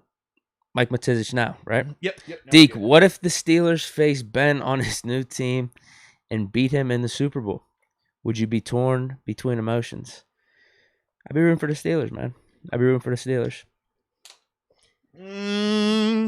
I'd be rooting for the Steelers. I don't know if I believe him, guys. He is a 7 fan. And the reason why I say I don't know if I believe him, the reason why I say that, I speak from personal experience here. Are you ready for this? What happened? So when LeBron James played for the Miami Heat and was winning championships in Miami, I have Miami Heat championship t-shirts, Miami Heat championship hats. Like, I was all for it. I was a Heat. LeBron throw me on the 6. Like, that's what we was on. But when he went to LA, you know who he beat in the championship to win his other ring was the Miami Heat. You think I was rooting for Miami at all when they was in the championship? Not at all. I wanted them to get beat every time. I wanted them to get swept 4 games out. And I want LeBron to average 70 on because I'm a LeBron James fan. It was zero question in my mind. Even when he went to Cleveland, it was like, yo, I want you to smash Miami. When he was in Miami, I want you to smash Cleveland. When he's in LA, I want him to smash Miami and Cleveland. Like, just be real, man. Root for your guy, man. You're a 7 guy, man. Own it, bro. Just own it. No, I'd be rooting for the Steelers. It would be weird, though. I mean, that would be really weird. It was not weird. Pick off 7. It was not. You got to pick off 7. I was like, dunk on him and point at Spoelstra as well. No, I'd be rooting for the Steelers, man. Let Pat Riley know what it is. I'd be rooting for the Steelers. But then also in the back of my mind, I'd probably bring this up before the game at some point on one of our podcasts. I'd be like, look how much more dominant we could be if we had Ben on this team. Like, we could blow out whoever we're facing against. Yeah. That's how I'd feel. Let's go, UW. Buddy Johnson didn't play too bad either. I don't even remember him being in the game. No, he was out there. Special teams. He had one big tackle on a punt in the 4th. Yeah, when I saw him, I didn't realize he was wearing 45. I totally missed that part. I'm like, yo, who is this cat out here with the 45 on? And I remember sitting in the stadium looking at him saying, like, he's wearing 45. Right. And that's because I saw him and I'm like, yo, I know. I thought he was 51. Like, I'm like, he was early on. Then he switched to 45. I guess when the season started and Trey Turner switched over to 51. That's what it was. Oh, yeah, I forgot about that. That threw me off. So I'm watching them, and I remember in stadium, I'm trying to see the name on the jersey because obviously we don't have like all the scoring guys and all that stuff while we're in there. Service is like horrendous, by the way. But yeah, man, I'm looking and I go back, and when I get home and I'm rewatching the game, I'm like, who is 45? Because I saw him a couple times. I'm like, oh, that's Buddy. It's crazy, man. Yeah, but I definitely like that, man. Wasn't Schobert originally 45? Is that what happened? There's a whole switch around. Yeah, so they switched, and then 57 was Montravius. I did see people asking who that was. That was Montravius, and it threw me off with him because he wore 52 when I was breaking down his tape with the Saints. So I'm watching. And he played right off the bat. I know. And in my mind, I keep saying, like, why has he got 56? Supposed to be 52, 52, 52. And I'm like, doy, it's Pittsburgh. You're not wearing 52. Yeah. And then it hit me. I was like, yeah, I remember this. I had this conversation before. What did you think of his play? Not like I felt he played good. He had the one really nice man. tackle where he tripped up Lamar. Yeah, he looked like what he did on film in terms of he had some good rushes in terms of getting a little bit high, but that swim move that I pulled up on his tape, that's one of his moves. That's his go-to. In fact, on one of, I think TJ ends up getting the sack on this play, but he had good pressure at the middle, man, doing his little patting his arm over, getting vertical, climbing and things like that. And I just love his energy, man. But you watch him on run plays, great hand placement, pop, athletic ability, and rangy. He's rangy. I mean, that when he was in New Orleans, like I said, it didn't always pop up in terms of a tackle, right? but you would watch him on tape, and that play that he did make against Lamar, he was doing that a lot in New Orleans, where he's getting down the line of scrimmage and forcing the action. Maybe this guy makes a tackle, but it's because he's flashing and showing his color. Yeah, he does that a lot, man. He does that really well. I like his game. Alex Perez. Steelers send double agent Al Villanueva to the Ravens. Mission complete. Mission successful, rather. Also, will you guys be at the Browns game? I'm flying in from San Diego. Yeah, so we will be at the Browns game. What I will say is this: probably the best way to link up with us will be at the Unibet tent. It's literally the Steelers have a tent where we do interviews with like all these different legend players. The Casey Hampton interview, the Mel Blount, any of the interviews you see us post, we do them at this location right in front of the team's pro shop. That'll probably be the best way to go about it, just because, like I said, with the stuff they have us doing pregame, I know we're probably not going to ever make it to another tailgate this season. So that'll probably be best. And just remind us when you are planning to come in, and we'll remind you of that as well, man. But that'd be dope, man. That would definitely be dope. Did he say this comment twice? Yeah, he said it twice. Thanks for the double donation. No doubt, man. We appreciate your support, man. All right. Wanted to make sure we saw it. All right. Now we got, was it Solo 1? Let me see. Yep. All right. Moats, switch Big Ben to the Bucks, and does he have the same success or better? Or is it worse? I'm not sure. I think it's at least the same. At least. Well, that's the beauty of speculation. We can speculate it to be any way we would like. For me, I personally don't like to do speculation. I like facts. And the facts are, unfortunately, he's not on that Bucks team with those players in that personnel grouping on offense. Unfortunately, he has our offensive. Can we get AB back, please? Well, he wouldn't be back right now. He would still be suspended right now. We'll be talking about next year. Oh, all right. I'm saying he's suspended right now, man. We'll need him right now, man. Yeah. I do think, you know what? I will say this. I was wrong. I think Juju does make a difference in the offense. I think he would help. I would agree. With how it played out, because we don't use James Washington. Now, I do think that was a catch with the Ray McLeod. I would agree. That was a dime, too. Yeah. That was on Marlon Humphrey. I would agree. I thought that was a catch, but we just haven't, we're missing Juju a little bit, I guess, with the offense. I didn't think that was going to be the case. I didn't think we'd really miss a beat without him, but I got to give him credit. I think the offense would be a little bit better if he was in. Yeah, I would agree with that, man. He brings a certain level of physicality and just toughness that he plays with, man. He makes those, like, just hidden yardage plays. That's what he does, man. So, yeah, without a doubt, man. I'm at Solo 1 again, dude. Okay, so hold on. All right, so I got Brandon King. Brandon King says, last couple of years, we had Hall of Famers retiring. Shazier injury, Big Ben injury. Everything last year was 0 losing seasons. And now all the youth and still competing. Yeah, man, a ton of different variables that have, been obstacles at some point to this team, to this organization, and the play on the field. But, yeah, they found a way to stay in the mix, and that's the biggest reason, too, why when people were talking about, going into this game, do you start tanking? Do you start throwing in the towel and, gearing up for draft picks? And why we always respond with, if they are in contention for the playoffs mathematically, you always have to go out there and compete, because you just never know. I mean, this win right here changes a lot. It puts them in a way more favorable situation. Now you're talking about what they have to do. Dude, down I saw the Ravens schedule. I don't want to jinx it, dude. Their schedule is so hard. Yeah, they got a tough down the stretch. Yeah. You want to talk about our schedule being tough, which it is, but the Ravens schedule is hard, and they just lost Marlon Humphrey for the year. Yeah, the biggest thing, man, when I think of the Steelers, Bengals have a tough schedule. Don't worry about looking outside. If you want to make it to the playoffs, win the games that are in stadium, you control your destiny. That's the same message that Coach Tomlin is going to be relaying to them. And I can tell you that because he's relayed that message to me multiple times when we were here in 14 through 17, where it would get to that part of the season where everybody's starting to talk about, man, if that team does this, that team does that. Save that it's like, for me. Right. And it's like, man, don't worry about any of that nonsense. You focus on winning this week. As long as you win, control what you control, you don't have to scoreboard watch. And that's the biggest thing, man. We don't want to scoreboard watch. We want to take care of business. All right, now you should be said Solo 1, right? Yeah, again. Yeah, okay, cool, cool. The Claypool one? Claypool needs footwork. Compare Bryant to Claypool on footwork, and you will see why Claypool struggles to get open and stay balanced. Agree. He's talking about Martavis Bryant? I'm not sure. Martavis was actually clumsy at times. Yeah, I'm not sure. But I'll definitely look into the footwork part of it. Martavis did have nice balance though at times on some of the deep passes. Like he would take it to the house. No, he would. Yeah, his contact balance too, man. He definitely was a good sturdy upright guy. It was more so just the catching part was a little inconsistent. And like the one where he shook the whole Raiders team to get that one Yeah, touchdown. yeah. He looked clumsy as hell, but he Yeah. shook them. And then once he got going though, then you see like, okay, he can run, but he was never like a agility, make a guy miss type of dude either, man. Preston, right? Yeah. Thank you for your contribution, Preston From Allen. the heart, man. Next we got. Yeah, we almost at see, I'm telling you, we're almost there, man. Oh, okay. So I was We just almost jumping there. the gun, Yeah, huh? we got 2 left. That's what I'm saying. Solo was won all right. again. He's Yeah. bringing the heat here. Now, Solo 1 showing major love. We appreciate you. Salute from the heart. From the heart. I said no nicknames, but you know what?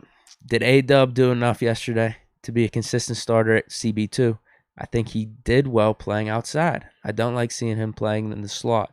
Deke already crowned him as cornerback 1. I don't know if y'all have already heard that. Deke said he's cornerback 1. Him and Joe on the outside. I'm good with that. It was crazy how it was all Pierre Island all off season, and now he's just Yeah. he done sold his little rental property on that island. It's He sold unfortunate. it. Yep. It's unfortunate. I feel bad. I feel bad. Do you I really? feel responsible, Do you actually. really feel bad? I do for hyping people up. Oh man, I feel bad. Oh man. And we just gonna keep going right here with Akello. I'm ready for Witherspoon. You tried to do Well, it with I said Taco too. You tried to do it with Taco too. I'll Man. be straight up. You know how you did your Yeah. pat on the back with Wormley? I Yeah. got to give myself a little bit pat on the back for this one because I said Yeah. it's time. We got to get That's what it Witherspoon was. in this game. I'm glad you said it was time because I do remember you saying it was the worst trade ever as well. No. I may have said that too. I mean, both can be true. I was like, you ain't saying it was the worst trade. I'm like, bro. But in the same breath, I was like, we got to give him a try. We got to give him a try because the secondary is not working. But we did give him a try. And you were talking about this in response to the Chargers game when he gave up the touchdown. Oh, it was And terrible. then obviously you was ready to just hang that man in that Raiders game on the deep ball to Ruggs. No, that wasn't Witherspoon. Who was it? Who got burned? I know No, Minka was because back Minka there. stepped up. That was on Witherspoon. That was Witherspoon. Oh, indeed. he was, right? Yes. And that was everybody was like, dang, your first play out there, and that's what you do? No, Yeah. I don't think I was. I know the ripping him. Chargers game you was definitely hot. Oh, yeah. Chargers Because game Mike was hot, Williams bro. caught like 2 drags and Yeah. like got 30 yards. Yeah. The Raiders one, because that was on Yeah. Trey Norwood getting the blitz Mhm. in. And for Yeah. him to hang with Ruggs for that long, Mhm. that was tough. And if anything, Minka was like cheating up a little bit. Mhm. There was dynamics. I remember you saying about that Yeah, play. but you was hot initially though. Oh, the Chargers Yeah, bad. you was It was hot more of initially, us not trading for Stephon Gilmore, if anything. Yeah, You know? yeah. But now, Witherspoon. Is it I do funny, not want to jinx anything. Dude, just keep playing like this, please. boy? Please. Let's keep giving him more chances, though, for sure. All right. Phantom TV. Yes. Yes, we are. What are where the we odds we draft Jordan Davis from Georgia? I don't That's even know who that That's is. the big D lineman, number 99. Massive dude, man. Or Massive trade dude. for a vet like Fletcher Cox, even if Tuitt does come back. Jordan Davis. Kind of like in Wormley, not going to lie right now. Yeah, but Jordan, different position though. Think like when I think He's like Hampton, yeah, just but straight up just, nose tackle. like he moves guys, he pushes guys. I'd watch more of him to see how much he does in terms of like 3-tech, playing a little bit on the edge with it as well. But I know he's just a mountain of a guy that drives back centers, guards like it's nothing. I have seen that a little bit with him. I just haven't like done the full let's break down tape of him. It's more so watching a game. All right, let me see where 99 is. I know people talk about him a lot like that. So yeah, but he's definitely somebody that we'll look into him a lot more when we, and that's what we'll do when the season is over. We might have to do like a group project in the sense of That'd be fun.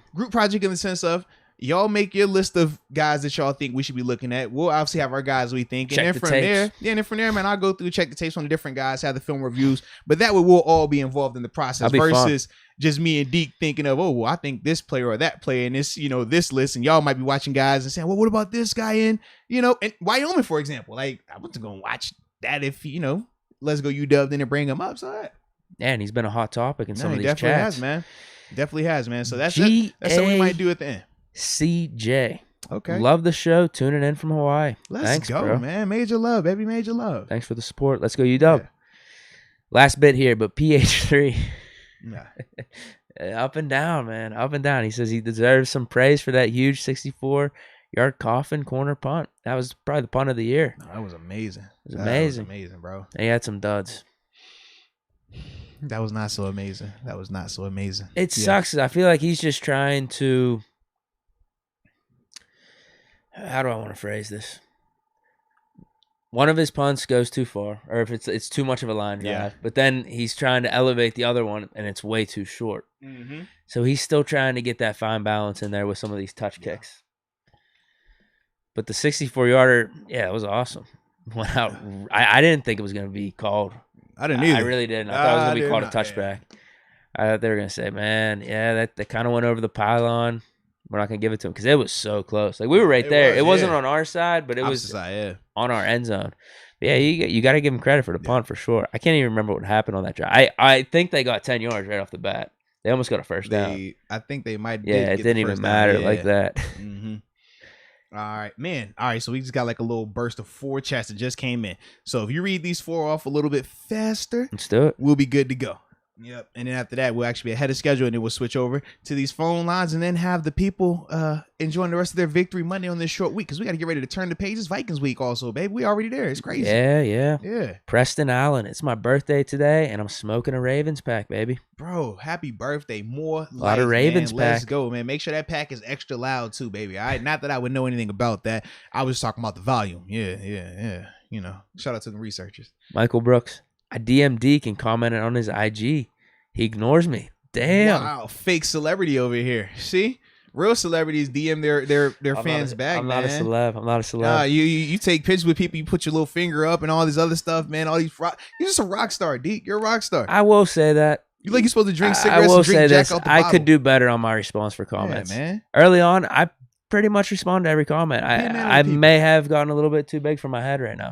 Deke's not a man of the people anymore. You know what? Michael Brooks, thank you for the check. Yes, keep him humble. Keep me in check there. Please. You know what? Please. I probably should respond a little bit more. He's signing autographs now. He don't know what to do with himself now, okay? Yeah. You just watch this kid over here. Watch him. Q, he says Trent McDuffie, cornerback 1 in 2022. I've heard the name. We might be all right with Witherspoon. Might not have to worry about cornerbacks anymore. I know you know how we do this. You're a little bit more, ahead of the curve when it comes to crowning guys. I like to take a little bit more of a slower. I said might. Approach. Yes. So if it's one game now, he got another 4 for me to be moved. Yeah. 4 games. What do you mean? Well, before I'm ready to crown him, you'll crown him off of 1. We got 5 left. Hey, dude, just keep this up, please. Like, this will be so big for us. I don't even need 5. If you give me 4 positives like that'll tell me a lot about it. 4 out of 5. Yeah, give me 4 like that. That'll tell me a lot, man. Okay. Yeah. Xavier Cunningham. Seems like. Well, what do you know about him? Do you know anything about? I've heard the name. I haven't followed him enough though. Yeah. So he's the number 1 cornerback, or are we just gonna be able to draft him? Like I said, I don't know enough about him like that. Yeah, to even Seems like Bush is from Xavier Cunningham. Seems like Bush is getting the 5th-year option. I don't know where he heard that. I've heard the opposite. Yeah, Edmonds got. Sure. He's getting the 5th-year option. Edmonds got, so he's not getting a 5th-year option essentially. But I don't think Edmonds has the leverage to negotiate for a big contract. I don't think Bush does either. Well, see now, if Bush plays out really good next year, he might. So for me, I think. Well, hold on. You said what now? If Bush plays out and plays really well next year, he might have more leverage. No, they got to make the decision ahead of the time, though. They have to make on the 5th-year option. Yeah, I thought they had to make the decision this offseason. But he could play next year without the 5th-year option. Correct. Yeah. I thought you said if he plays well next year, they'll pick up the option. I was no. They'll give him a better contract than probably what Edmonds could get. Yeah, but I just think because of the position. Edmonds has leverage. I know Carl Joseph being here makes it a little bit different, but as a whole, Edmonds still has leverage because Edmonds is homegrown and Edmonds was a 1st-round draft pick here, and the Steelers love their draft picks. They will do a little bit more for those guys.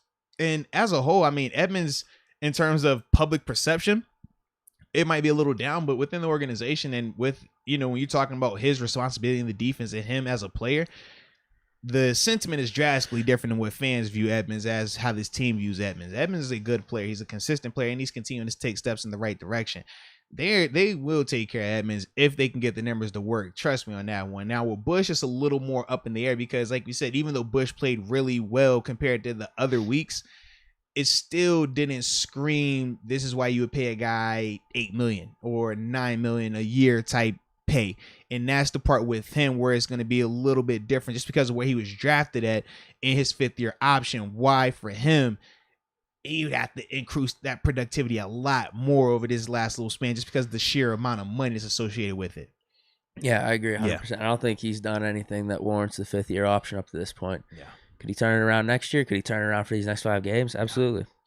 All right. So now that we are fully caught up, we will hop on these phone lines And then after that, man, Nice. we will roll up out of this thing. Good timing. Heck yeah, man. Come on, baby. I tell you, this ain't our first rodeo, man. You can't just don't be panicky now. You had it in control the whole time. Come on, man. You can't be panicking, man. Trust the defense. Gonna come here talking. Can we talk about 7 today? Can we talk offense? I want to talk defense. Huh. Any other time you don't want to talk 7. Any other time you completely fine with just breaking it down this way, but 7 ball out. Now let's say, hey man, let's talk a little offense today. Boy, I can't stand you, boy. Fake fan. I think it just needed to be addressed. Fake fan. And you know what? No one else brought it up in the chat either. So that was a good time for me to bring it up. Yeah. The Ben performance. Yeah. I was noticing that. Hey, you want to remind everybody. Hey. Whoa. Breaking news. Buccaneers reportedly considering releasing Antonio Brown. Yeah. Bro. Come on. Come on. The Wi-Fi is still there. Which part? If they release him, come on. Come on, where? Bring him home. AB, it's Pittsburgh. Come on. For the final stretch. When is he going to play? Huh? When is he playing?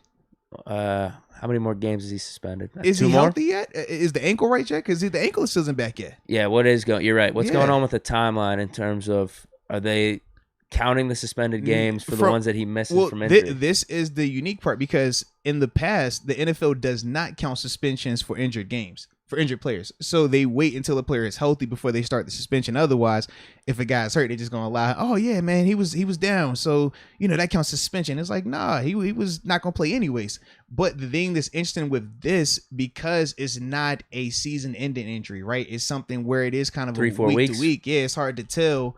All right, was he really healthy? Was he not healthy? So I don't know how they're going to govern that. If it's more practice related, I don't know 100%, but typically from my do fake practices. From my understanding, like that's how you got to do it. They wouldn't have the guys out there. But with AB, I don't think he wants to do anything fake right now.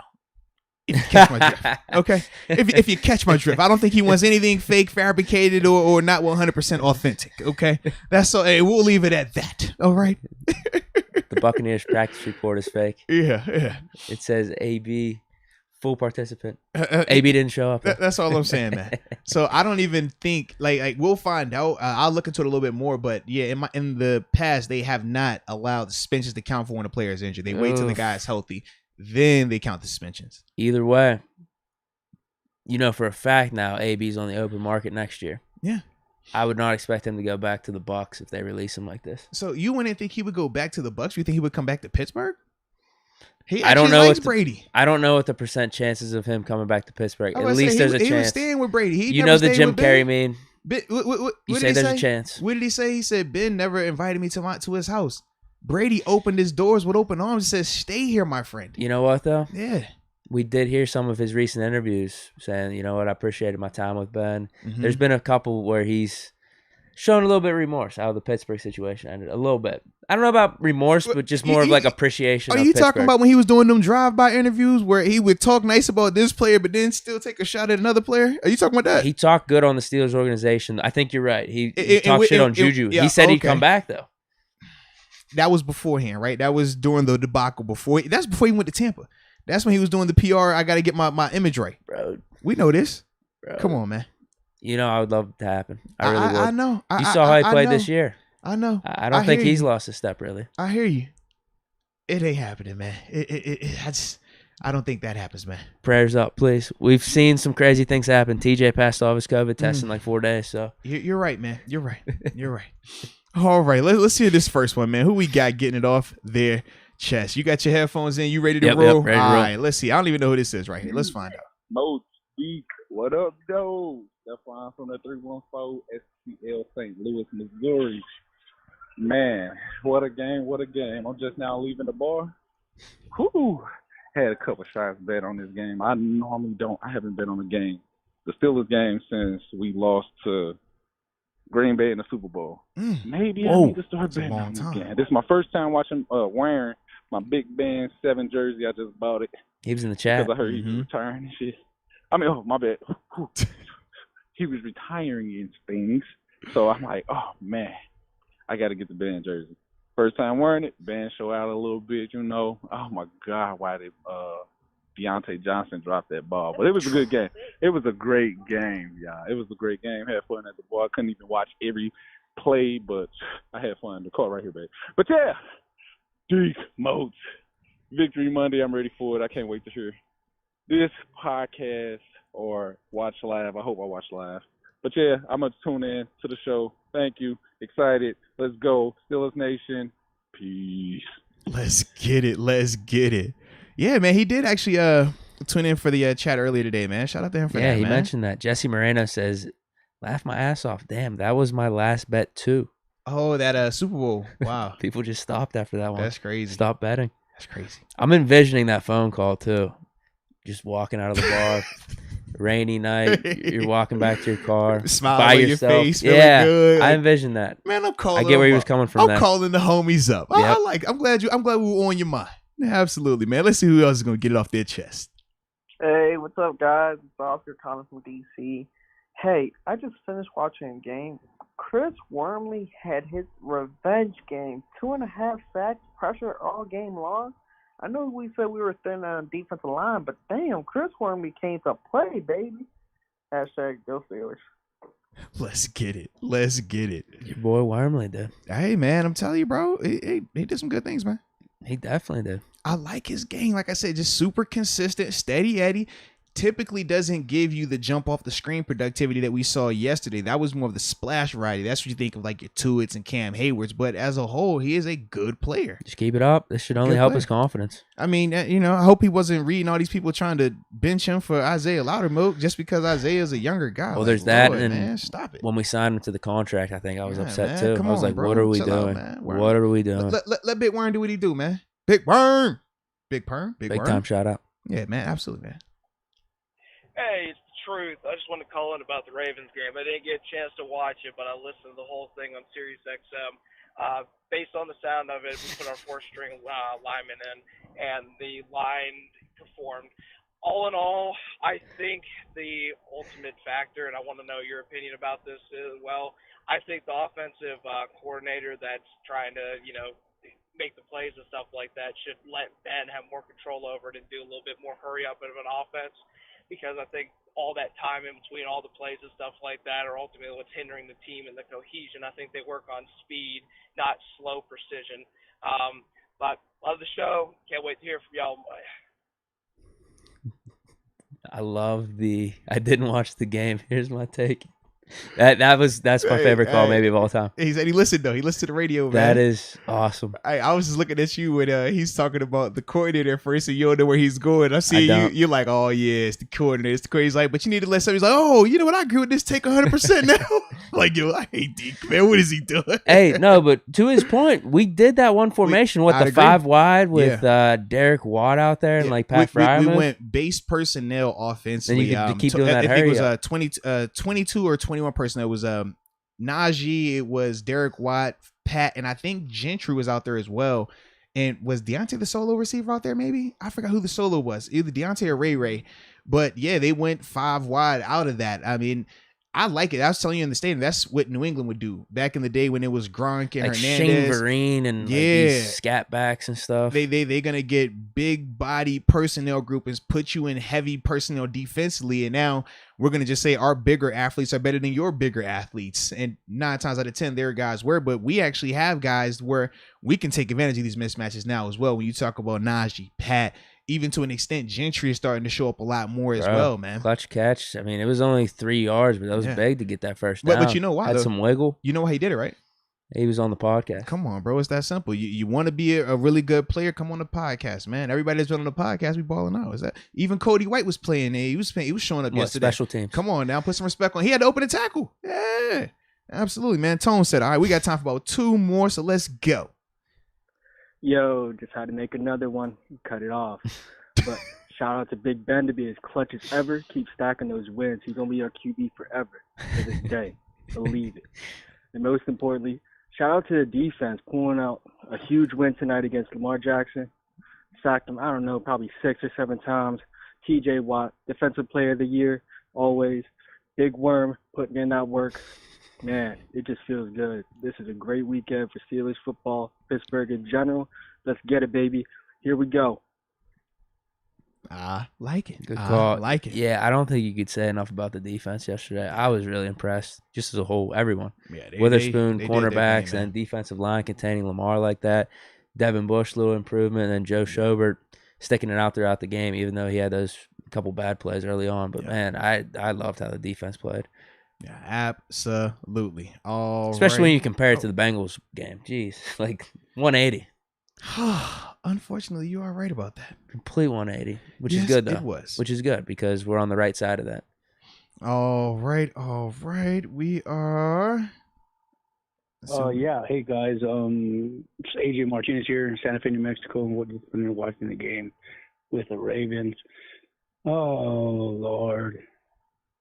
I wish Big Ben good travels next season when he returns with a different team. Unfortunately, I think that's what's going to happen. But needless to say, we won the freaking game. What did he say? We won the Good freaking Lord game. above and all the football gods and everything else. We pulled that one out, and the future still looks bright. And Harbaugh isn't the smartest guy, but I think we would have got him regardless. It's just unfortunate that that I keep seeing Ben extremely frustrated during the game. And I personally think he's got at least another good 2 or 3 years left. So just hit up Deke and let him know he might be wearing a different colored jersey next season. Boys, it's always a pleasure calling and watching you guys on the podcast. God bless you both. Nothing but wishes of health and safety moving forward towards the new year. Thanks, guys, and have a great night. Deke don't like you, AJ Martinez. You know what? Deke don't like he you. said, I think Ben's got 2 or 3 more years, Don't though. like you. He said, I think he's got 2 or 3 more years. So that's a compliment. I think he was saying that as way more of a positive than a negative. Just make sure whatever team he's on next year, you'll have that jersey. I know you will. It's okay. We all go through it. I got Cleveland Cavaliers, LeBron James. I got Miami Heat, LeBron James. I got LA Lakers, LeBron James. That's all I'm saying, man. I couldn't do it. You know, it's all good. I know you don't believe me. I really don't. Because I've seen you get too just the way you are with that particular player, particular way. I could not get a jersey for another team. No, Ben or not. No, I'm not doing that. All right, real question is this, man. It's 2:51. Okay. Should I play one more? Oh yeah. Okay. I like these calls. Okay. So we got time for one more then. I'm nervous because I don't know who I'm about to click on here. That'll be good. I think every time you've done that, it's good success. For the most part, it has been, right? So here we go. Speaking of that, jet sweep fail again. Roxo Smokes from the 702 out here in Vegas right now. Came to the Roberto's, get some burrito real quick. Nice. Man, but what a dub. Came down to a line. Probably the best game I watched all season. From just the comeback plays to the catches, I think it was all legit. 100, bro. The whole defense went crazy. I think they had like 6 sacks in total. I think it was all around the best performance I've seen. All right, thanks, man. I agree with them. Overall, really good team win. Yeah. I feel some momentum. I hope so, man. We're going to need it. And we got a short week right here on Thursday coming. Vikings aren't bad. Vikings are not a bad team. Not a bad team, but not all the way a good team either. They're like a in-between team. So this would be a good one because for us at times this season, we've been in between, right? We've looked really good at some weeks. I think literally every team in the league is in between. I promise, like, this year feels so wacky compared to other years where it's like, usually we could say these 5 teams. Because even like Cardinals have the best record right now. I don't think they're like anything better than the Rams or the Bucs. You could say the same Bucks, but you're Chiefs. seeing the Bucks showing some flaws now. Absolutely, man. So that's my thing. I'm like, all these teams, it's really wide open, and that's why you always stay in the fight. That's why you don't do this whole we're gonna tank thing and get better drafts. But no. If we still in the mix, man, you keep fighting this thing on out, man. 100%. I like it though. I like it. All right. Do we have any more supers before we roll up? I think we're good. No. Man, well, if that's the case, dude, this was a fun one today, baby. This was a lot of fun. This was a fun one today. We introduced a new sponsor in terms of DraftKings Casino app. That was dope. We got a chance to, have our little tree with our little ball up there. Nutcracker, terrible towel, undefeated. Man, it was a great day. So with that being said, enjoy the rest of y'all day. Enjoy this Victory Monday. Like I said, no banner Tuesday because obviously they got practice tomorrow, short week. So we will see you guys on Wednesday. So with that being said, until next time, baby. Peace.